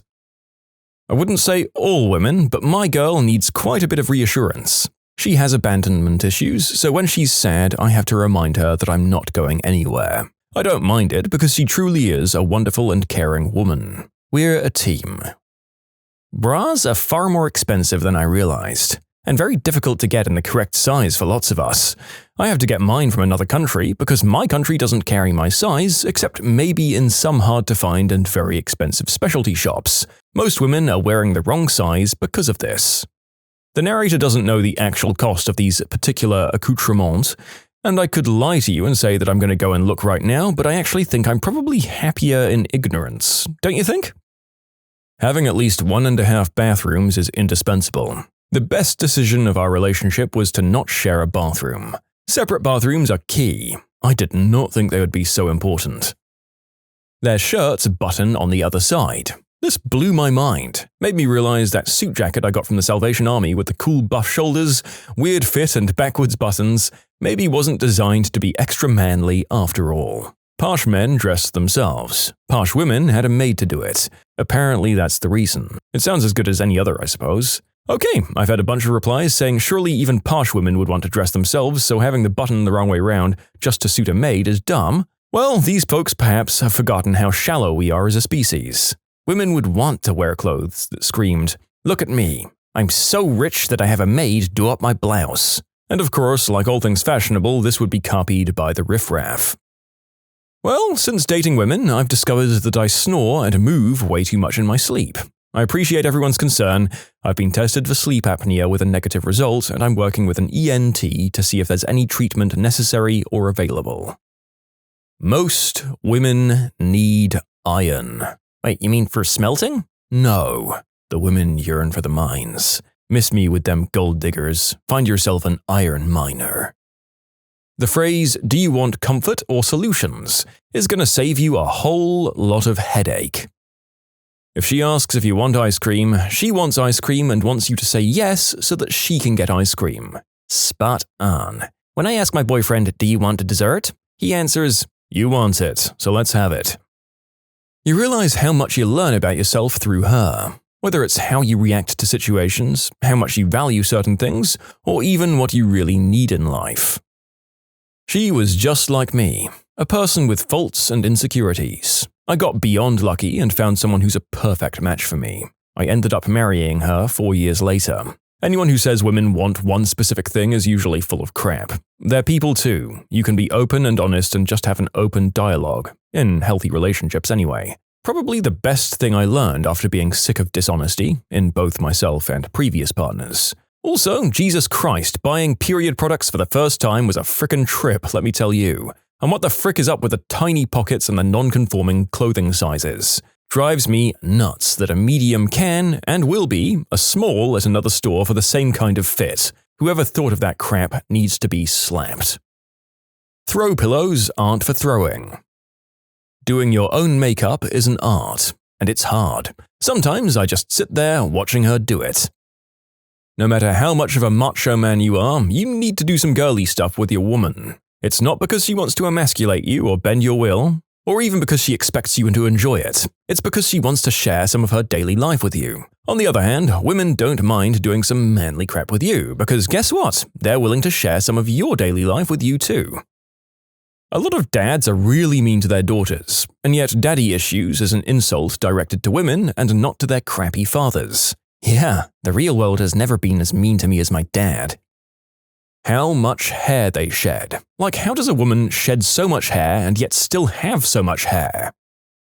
Before you live with your girl, you may not realize that, like cats, they can get the zoomies sometimes. How many of you have been lying down to sleep and your partner gets all wiggly and silly? I mean, wife zoomies are a thing, but nobody has explained to me why husband zoomies aren't a thing.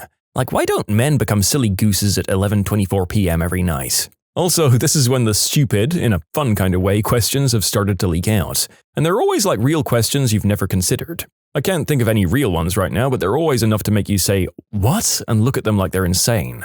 What does English sound like to a foreigner? Have you ever thought about what kind of bedrock our house is built on? Do rats like cheese? Or is this a stereotype like with carrots and rabbits and bananas and monkeys? How many hairs can grow out of a single follicle? The "if I were a worm, would you still love me?" meme, but purely intellectually with a thoughtful look on her face. I call these the 10 o'clock questions. When you enter a relationship, you then somehow become much more likable to women. I'm in love currently, and the female bartenders at my local pub have gone from playful banter to in-depth conversations about their relationships. When I was single, they didn't care to get to know me. Now that I have a girlfriend, it's like I have a whole new friend group of women. Weird place, planet Earth. That is so true. When I started a new job and was chatting to a colleague, she kind of felt distant and cold somehow, but not rude or anything. Then somehow we got around the subject. She has a dude and I have a dudette, and all of a sudden she felt normal. Wasn't coming on to her or had any interests like that either. I was just talking about work stuff mostly. Go figure. I have discovered that finding the right person is not easy. My mum couldn't cook for crap. My mum has a weird aversion to spices of any kind. She doesn't even salt her pasta water, and believes that meat shouldn't have a drop of moisture in it by the time you're done with it. When I met my girlfriend, I came to realize just how good some food can taste. That when they're hungry, it's the most frightened you'll ever be in your life. Often, women just need to talk about what's bothering them, not looking for a solution. I had an ex flip on me for offering solutions and coming up with plans when she'd talk about her problems. That was when I learned to say things like, "That sucks," or "I can't believe that happened," or "You don't deserve this." Makeup accessories are technically a gas, as they fill the space they're in. Craft supplies, too. If she asks me, "Do you want to do the dishes?" she's not really asking me if I want to do the dishes.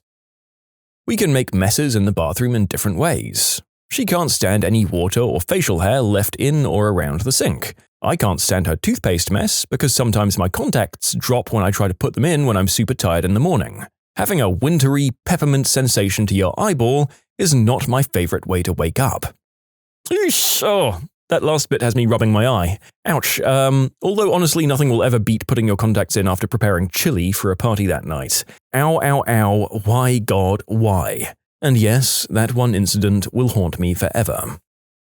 I've learned that they get super upset when you use their decorative towels and pillows. I was at a buddy's parents' house for a pool party back when he lived with his parents. I asked him if I could borrow a towel, and he said, "Sure, grab me one too. They're in the upstairs cabinet." So I go upstairs, and the first cabinet I open is filled with perfect white towels. I open the next cabinet, and there's even more white towels in there. I figure they have white towels for the same reason most people do, because they're easier to clean with bleach. So I grab 2 and head back downstairs. I hand my buddy his towel and he looks at me and says, "Oh, you grabbed the white towels." Yeah, they were the ones in the cabinet." "Oh, we really don't use the white towels. They're decorative." The guy's mum had 2 cabinets full of decorative white towels and an upstairs cabinet. I'm still a bit annoyed about that.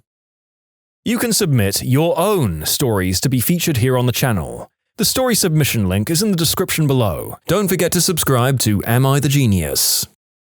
They talk to their close friends about everything. Everything. No, Chandler, everything. Stuff you like, stuff she likes, technique, stamina, girth. They don't wash their hair every time they shower. That they naturally smell really good without having to spray anything. I don't know what the frick it is, but I can get high off of my girlfriend's smell. If they're upset, there's a 50-50 chance they're just hungry. Sometimes I'd just say, "Man, I could really go for some Taco Bell," and then her eyes would light up.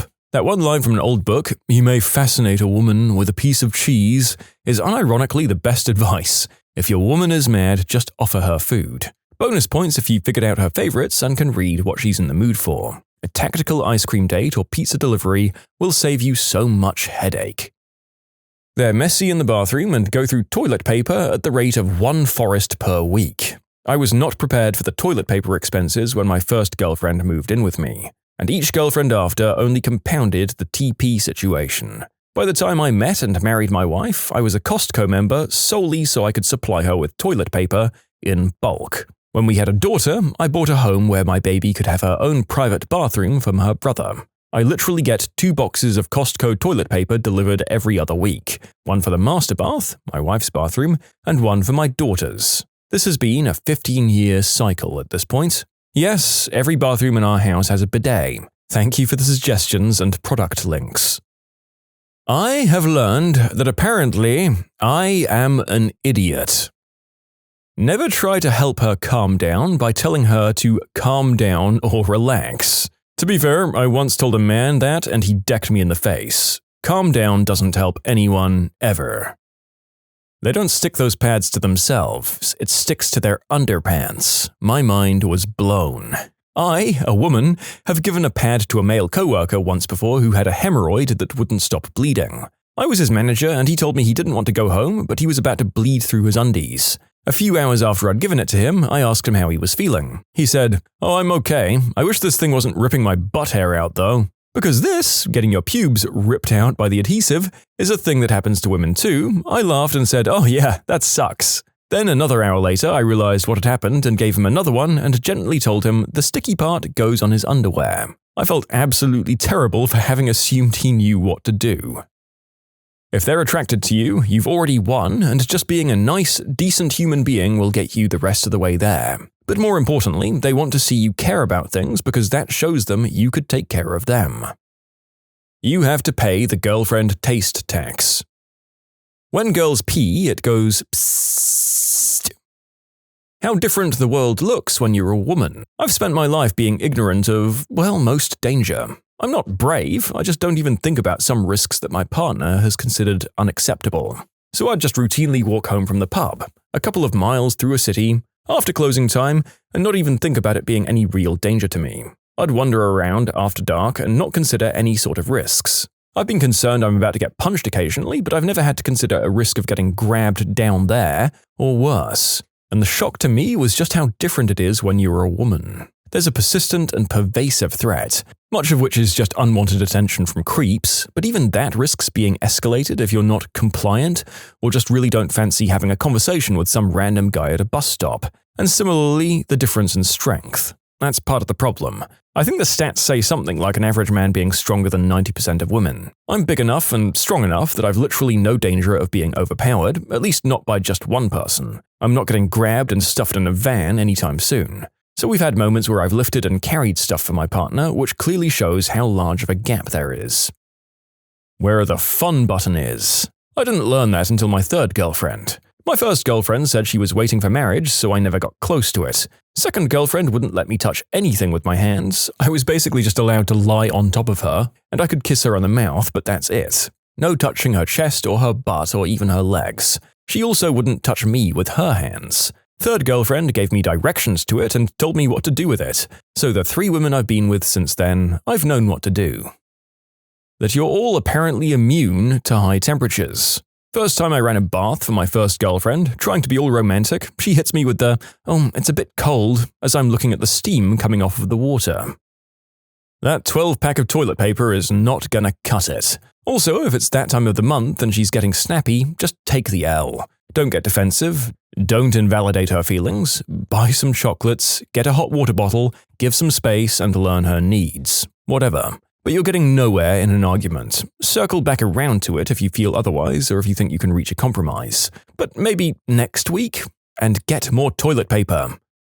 I have not noticed the toilet paper thing with my current partner, but who knows? Maybe now that so many of you have opined that it's an ongoing thing in your lives, maybe the blinders will come off for me. Or maybe I use more than your average male anyway. The curse of a hairy butt. I have learned that I have an easier life. Periods are crap. The way guys hit on them aggressively is crap. The way they can't go to the places I would and feel safe is crap. The way society treats them if they like doing the deed is crap. Being pregnant is crap. Giving birth or having a termination is beyond crap. I had no idea these things were as bad as they actually are until I witnessed them. How scared women are of angry men. In many cases, that gets upgraded to terrified. There's a Margaret Atwood quote that men are afraid that women will laugh at them, but women are afraid that men will kill them. They are very similar to men, just more discreet. Underwires were created by Satan. That society really does think it's weird for men to hold their girlfriend's purse. I can't tell you how many times people have made comments. One time I was sitting in Victoria's Secret, waiting for my girlfriend to finish trying on lingerie that she was trying on to look good for me in, and someone made a comment about me getting stuck holding her purse, like it was somehow emasculating or something. Like, no, she didn't want to drag her bag into the dressing room. She's going to do it with me as soon as we leave here. I feel pretty damn masculine, actually. How much all of that crap in Sephora costs. One tiny bottle of face cream or whatever is like $40. Oh boy, this takes me back to when I first started dating my now wife. One of the biggest things I learned about women, or at least my wife specifically, is how much they really notice the little things. I remember when we first got together, I'd always think, okay, I'm doing the big gestures, right? I'm all set. Then one day she pointed out that she loved the fact that I always put the lid on the toothpaste when I'm done. And I was kind of taken aback, like, wait, that's it? But over time I realized that those little habits, those things that you don't even think twice about, are what really matter. It's like not about the big fancy dates or gifts. It's about showing care and attention in the smallest moments. I never even thought that something like putting the toothpaste cap on would make such an impact. Another thing I learned is that contrary to what a lot of guys might think, women don't always want to talk about their feelings right away. At least, not in the way I was led to believe. I used to try and fix everything immediately when she was upset, like a problem solver, right? But I quickly learned that sometimes all she needed was someone to just listen. Like, really listen. I used to think I had to have all of the answers, but it turns out that just being there, not offering solutions, was what meant the most to her. It's such a simple thing, but it took me a while to understand. It's not always about fixing things, but supporting each other through them. Women biologically need a good bit more sleep than men, and it changes depending on hormones or where you are in your cycle. My husband sleeps for maybe 6 or 7 hours on a good night and he's fine. I need 8 to 10 hours and sometimes more like 12. I also can't function on too little sleep as well as he can. I'm a total frickin' mess and will likely be in an awful mood that day. How much they online window shop. Never could have imagined the hours they spend on clothing websites. How frickin' cold they all are at all times. Who designed us to need such different temperatures? I'm just gonna say a lot of these comments are things that you'd know if you had sisters while growing up. Yeah, I can usually tell if a man was raised with sisters. That being more emotional and far more irritable while on her period is a real thing. I thought it was just a misogyny thing, but no, for some women it's very, very real. My fiancée is like a totally different person on her period. She's normally a very kind, understanding, and gracious person. On her period, she'll be annoyed with me and others no matter what we do. Like if she's watching me put toothpaste on my toothbrush, I know for a fact she'll be annoyed with the amount I use, no matter how little or how much. Normally, she could not give less of a crap. We openly talk about it. I take her comments and annoyances with a grain of salt and tell her it's okay to feel the way she's feeling. I don't take any grievances she has to heart while she's on that time of the month, unless she brings it up more than once, in which case I take it seriously. We've both agreed to this now. She does her best to hold her tongue and let things go. It's wild. Pet owners, confess. The weird habits your pet has secretly taught you without you realizing. To change the water in her bowl. It can be all the way to the top and she'll stand there staring at it until I take the bowl, dump it, and refill it with fresh water. Yeah, my dog is a water connoisseur now. He'll leave full bowls untouched and look at me for cold water from the water filter with an ice whiskey ball in it. Wait, you too? It all started with bottled water, when we lived in an area where the city water wasn't great. Then he became a bottled water snob. He likes Evian, won't touch Volvic. City water is better where we are now, so we refill the Evian bottles with cold tap water. He's fine as long as he sees the bottle. I got way more stories on this fussy dog. I open the tinfoil as quickly as possible. My cat loves tinfoil balls, and whenever he hears it, he runs over and looks at it longingly, despite him having at least 24 tinfoil balls already. You can't call him with a treat bag or tin, he only comes for the foil. Check the mail every day. He's so excited to walk to the mailbox with me, it reminds me to actually do it. Sleep with my legs a cat length apart. She likes to sleep in between them. Same here. I've noticed I'm much more awake and aware when I shift my positions now, so that I'm sure not to kick or squish her. Before I run in the morning, I usually scarf down a banana. Ever since we got my sweet dog, I scarf down about 2/3 of my banana, and he gets the last part. It's become our little thing, an unspoken agreement. My jerks have learned to press on my bladder to wake me up early so that they could eat early. Leaving lots of food by night didn't solve it. Weaving his name into any song I can for no reason whatsoever. I was riding around with my dog the other day and Motley Crue's Girls, Girls, Girls came on the radio, but he likes it better if I sing it as Squirrels, Squirrels, Squirrels. Yep, our cat has a bit of a conflict on that matter. On the one hand, she wants to come running whenever we say her name and I weave it into any song I can. On the other hand, she hates me singing. It's a real conundrum for her. Two things. My dog Rusty always puts his front paws on me and I always hugged him, so now when he's anxious he'll give me a hug and I'll just hug him back. The other one is when I get ice, he always begs for one, so now without thinking I always toss him an ice cube. Oh, I used to do this too. I'd reach in and get the ice for my drink and just throw one over my shoulder without looking because I knew my dog was going to catch it. I lost her earlier this year and I had to drop the habit after throwing ice on my kitchen floor several times. Calm down when I start to lose my temper or get frustrated. Whenever he hears me sigh or swear, he runs to me, rests his chin on my arm or leg, and looks up at me with concern. This has made me so aware of how my energy can impact those around me, and I've really gotten my anger under control since he started doing this. He's one of my goodest boys, and I'm grateful for him every day. That's pretty sweet. My cat has helped me with my PTSD. We had an armed home invasion a handful of years ago where they busted the door in, and so whenever I hear loud banging or noises in the house that I don't recognize, then it can make me go into a full-blown panic. Knowing my cat can hear way better than I can and will always go to the door if she hears someone outside of it, I've started looking at my cat to see if she's concerned about the sounds before my anxiety is ramped up too badly. It's vastly improved my mental well-being. My girlfriend's older cat makes me pick her up to drink running tap water from her bathroom sink. I also got to pick her up to get on the dryer to eat, even though she can easily make the jump.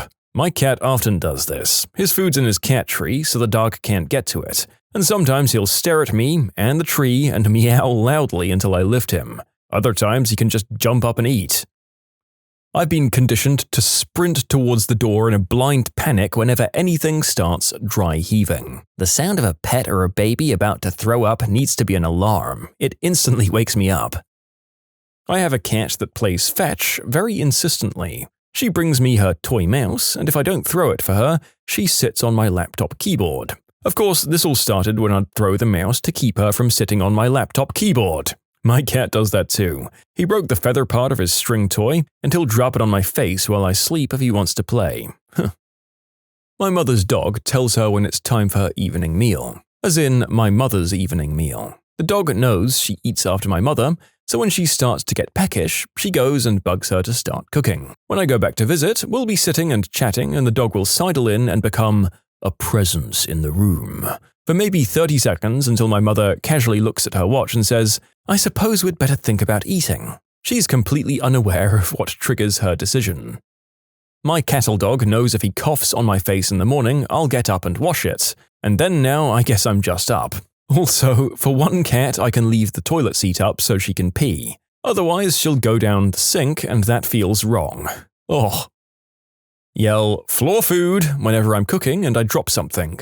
Or go, "crunch, crunch, crunch," when I'm chopping veggies so that my dog knows I have extras for her. My dog would sit outside the kitchen with his back straight just waiting for me to drop some food. He knew that he wasn't allowed in the kitchen unless I told him to. It was a small kitchen and I didn't want to trip over him to have him get hurt. As soon as I dropped something, I'd either just point to it or say, "Go," and he'd run in, pick it up, and sit outside the kitchen again like a tennis ball boy. It sucks every time I cook now and I have scraps, but no good boy to feed it to. This one wasn't accidental. I have a kitten, about 5 months old. Every morning I wake up, and feeding him is one of the first things I do. In the first couple of months, in his little brain, he learned that me waking up equals food. About a month ago, he started waking me up, looking to expedite the process, jumping on me, meowing loudly, running across the bed, whatever gets me out of it. I usually wake up around 6 a.m. for work. I guess that was too late for breakfast, as over the course of about a week, this kitten would wake me up about 15 to 20 minutes earlier every day. This started on a Sunday, and it wasn't until Friday that I was woken up and realized it was 4:30 a.m. It was then that I realized I'd been outsmarted by a kitten and I was being conditioned to feed him in the middle of the night. Now, if he wakes me up early, he gets locked out of the room until I'm ready to get out of bed. He doesn't wake me up anymore. My 14-year-old cat occasionally tries to get me to feed him earlier than his typical 5:30 to 5:45 a.m. Luckily, he won't wake me up before 5, and half the time I wake up that early anyway. But I will straight up just walk past him and his food bowl to go to the bathroom and then go back to bed. Almost always, I'm joined by him for another half hour or so without further complaint. He's my baby. Sleep on my back or front. I used to be a side sleeper, but I have an elderly cat who loves her human bed. When I come home, my dog comes to the door all excited, wagging her tail and making this sound. It's not quite howling, but it's not barking either. I started to back to her because it amused me. But now if I don't, the sound she makes will turn into barking, which is very noisy and unpleasant. So basically, she's trained me to have this dumb conversation with her in order to keep her from yelling at me. One of my dogs has several barks, a play bark and a squirrel bark, and other dog things that a normal dog barks. He also has what we call his emergency bark. The emergency bark is what he does when he thinks there's serious danger. It's extremely loud and makes us jump every time. He usually reserves it for things like the time I fell down the stairs and he scream-barked for my husband to help, or when someone's in our front yard, or when he cornered a possum in the backyard. However, since my husband started working from home, this dog barks his emergency bark at my husband if he tries working past 4 p.m. My husband has now learned to stop working at about 3:50 every day to avoid that jarring sound. It's like he's shouting, "Work-life balance, Dad!" Haha, that dog definitely knows what's best for you. Nice of him to look out for you. I wonder if a side effect of that is that it makes your husband work more efficiently up until that point as well, to get it all out of the way before the dreaded orchestra of stressed barking. Mine is conditioned me to shuffle my feet instead of walking when it's dark so I don't step on my small, black cat. When I turn the lights off, my cat instantly starts running from me because of this. I've got a black cat, and the best thing I ever found to stop this were glow-in-the-dark collars. Now I get to see him a fraction of a second before he darts between my legs as I try to navigate the stairs. I mean, he's still going to get me killed, but at least I'll know it was him when it happens. I had a fish on top of this cabinet, so I'd always be really careful when closing it so it doesn't disturb them. I haven't had any fish or any other pet in 5 years, but I still do it. When I get up to go to the bathroom, I stand in the door and wait for my elderly cat to come in before I close the door. He likes to keep me company, I guess. If he doesn't come in right away, I'll call for him, and still nothing, and I'll start walking around the house looking for him. My kitten has taught me this new trick. If I'm using the toilet or having a shower, I have to call her in. With my fiancée, she runs from any part of the house to watch him pee. She's quickly received the nickname Toilet Attendant. You can submit your own stories to be featured here on the channel. The story submission link is in the description below. Don't forget to subscribe to Am I the Genius? I seem to have inherited a turtle, a red-eared slider. It was originally the daughter's, and she bought it at age 13 with the help of her mum. It came with a tiny tank. Once it arrived home, I thought, well, how unfortunate that your new owner is incapable of looking after herself, never mind a pet. She did try, but as expected, got bored by this new friend. So I looked for information and found out he may live for 25 to 30 years. At this point, it seemed to become my responsibility. 11 years later, the daughter has moved out. Several tanks later, don't worry, the one now is fine in size, 2 fluval filters, heaters, bulbs for heating and UVB, custom basking ramps, and the general upkeep and well-being of our not-so-small turtle, it seems that he's now 100% mine. And I don't mind, to be honest. Anyway, when we're out of sight, he'll continually swim near the surface and splash like crazy, with all 4 legs breaking the surface and creating a lot of noise. For some reason, I'd hear this noise and run into the room, and upon seeing me, he'd stop. I'll walk out, and it's splash time again. I look forward to the next 20 years of doing this. Sometimes we take him out of the tank. He seems fine, not terrified or skittish, but quite happy to explore. I never knew of this splashing as him asking, "Hey, come on, get me out of here, I need a change of scenery." My husky does this sneezing thing when she's anxious, and I imitate her every time she does it. It usually causes follow-up sneezes. I also know right when she's about to groan, when she's anxious or annoyed, and if I make the noise before she does it, she won't do it. So, yeah, I look like a crazy person. I know what you mean. My dog makes this face right when he's about to bark for attention or treats, and it's different than the intruder bark. He tilts a little sideways and squints his eyes. I say, "I can see it in your throat, don't you bark at me." And then he always barks anyway, and then we're barking at each other. My cat sleeps under the blanket, snuggled up to me. Even when I'm at a hotel, I instinctively raise the blanket a bit so he can crawl in. We've tried to encourage our cat to not wander around crying for attention, so I started going to pet him every time he quietly laid down. It worked to a certain point, but now his method of demanding attention is to dramatically throw himself onto his side with a huff and stare at us. So I guess you could say we've conditioned our cat to dramatically flop onto his side for pets, and he's conditioned us to give him attention when he flops because it's so damn cute. My wife just got out of the cat's chair on our front porch after he strolled up and meowed. Crazy thing is, it's not our cat. My parents' cat prefers to drink water directly from the tap. Every night before bed, he'll hop onto the sink and meow until someone turns on the tap for him. Then when he's done, he'll meow again until someone turns off the tap and carries him to bed. Everything her little heart desires because I'm an idiot sucker and she knows it. Save the last part of everything that I eat for him. Leave space next to my pillow for him to cuddle next to, though often both cats want to sleep there and I have what I call my cat hat to sleep in. I've learned to panic when the door opens. My dogs are runners.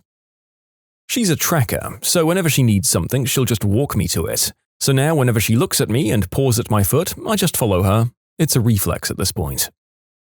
I have 3 cats, so I'm as trained as a seal at SeaWorld. Here's 3. In the evenings, Icy will sleep on the living room furniture. If I go up to get a drink, she'll stretch and roll over, demanding belly rubs. She wants me to tell her she's a pretty girl. If I don't pet her and tell her that, she'll meow at me when I come back. Luna likes to know where I am at all times, so she'll call out to me and expect me to answer. I know that the meow means, "Laura, where the hell are you?" and she won't stop until I answer her. And Mr. Saucy Pants is a big baby, so he needs a lot of reassurance, and I have to leave the bathroom door cracked so that he knows he can get to me if he's scared. If I don't, his little paw slides under the door and he cries. The only time I shut the door is if other people are there. These cats run my house. Pick up the turds which just periodically fall out of his butthole for no apparent reason, and also pay $400 to have the vet stick a finger up there when it gets clogged up once or twice every year. When it comes to pooping, my cat is all or nothing. For some reason, the way you wrote this made me giggle solidly for a full minute. My cat is lying on me, and the very obvious utter disgust in his face at my stomach and ribcage shaking violently below him nearly killed me. Thank you. Yell her name when she barks. It's just automatic now. So your dog is basically just living out the Breaking Bad power play moment forever. Woof essentially equals, say my name. And she gets a little self-esteem boost on demand. You've played right into her hands. To lift the covers in my sleep so that he can crawl in. He aggressively headbutts until he gets his way, so now I just do it to avoid a mean bonk to the face with a hard, furry skull in the middle of the night. My dog likes to sleep under the bed covers. If she wants to get under, she'll come and nudge me gently, and no matter how asleep I am, I lift the covers with my legs so that she can get in. She'll look back toward the kitchen and then back at me with a smile. She then gives a little wag and looks at the kitchen and back at me with that same cute smile. She's telling me she wants a treat. My dog Yuri has conditioned me into being his pillow at night. At first I just push him off when he tries, but eventually he learns how to rest his head on my chest little by little, so I didn't notice. Now I basically just let him do it. In the mornings, my German Shepherd will not, at all, go outside to do his business until I give him his joint vitamin. He's gone through the doggy door and turned right back inside a few times. My cat, Kevin, loves to drink water out of the sink. So every morning when I get up, I fill the bathroom sink with an inch or two of water. He also loves to bat things into the sink, so I grab a couple of Q-tips and set them next to the edge so he has something to scooch in there. My cat, for whatever reason, likes to play hockey with ice cubes, so whenever I get ice for my drink, I instinctively put a cube in his water bowl. Somehow the subsequent wet socks always surprise me. My dad used to drop ice cubes into the cat's water whenever they fell on the floor so that they wouldn't go to waste. After a while, one of the cats would refuse to drink water without ice, and she would bug my dad until he put fresh ice in her water. She went like 16 years without ice water, but once she decided that she liked it, that was the rule. She was a queen. I've shared this before, but I got my dog Snoopy when I was 10 years, and ever since he was a puppy, he had this weird love for lettuce. He'd go absolutely nuts for it, so whenever I had a sandwich or a burger, I'd give him some of my lettuce. Over the years, it became a ritual that whenever I prepared any food for myself that involved lettuce, I'd grab some extra for him so I could toss it to him as I ate. He passed away 5 years ago after nearly 17 years together, but I still find myself grabbing that bit of extra lettuce for him. It's kind of funny that his little quirk has still stuck with me after all these years, and I honestly never want it to go away because it's a little way for me to remember him. Walk out of the front door backwards while simultaneously closing it. We got one cat that tries to escape, while the other two are fine with their large 100-meter squared backyard with net all over it. When I come home from work, I yell out for him so that he can come up to me and I pick him up to give him kisses. There must always be space for my cat whenever I sit down on the couch so that she can cuddle up next to me. Any obstacle will be knocked or scratched out of the way so that she can take her place at my side.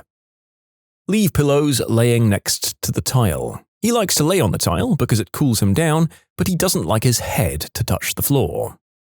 I've somehow become a cat treat dispenser. Yay for thumbs, I guess. They both come next to me, keep staring until they get their treat. Or the boy sometimes keeps talking and gives me a massage until he gets his treats. The girl's all flirty when she wants temptations, until she gets them. Real candy digger, that one.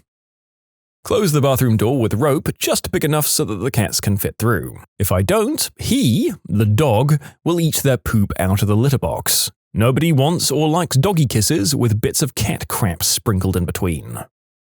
Every time I stop petting my dog, she reaches out and taps me with her paw. Sometimes quite insistently. Of course, who can resist that? I keep petting her every time.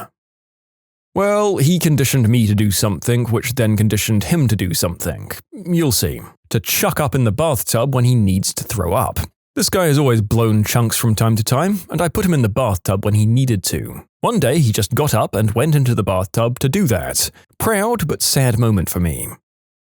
If I go to the bathroom for any reason, my cat will wait outside and then lead me to the kitchen for kitty treats. I don't even resist these days. The nice thing is, she doesn't even look back. She just ambles in there and assumes that I'll be following right behind her. And guess what? She's right. I've started leaving the shower curtain open so that when I go to pee, he jumps into the bathtub and gazes lovingly into my eyes while he pees down the drain. He started yelling at me and scratching at the shower curtain until I opened it. Now it's our daily bonding ritual. No, his litter box isn't dirty or messy, he's just really weird.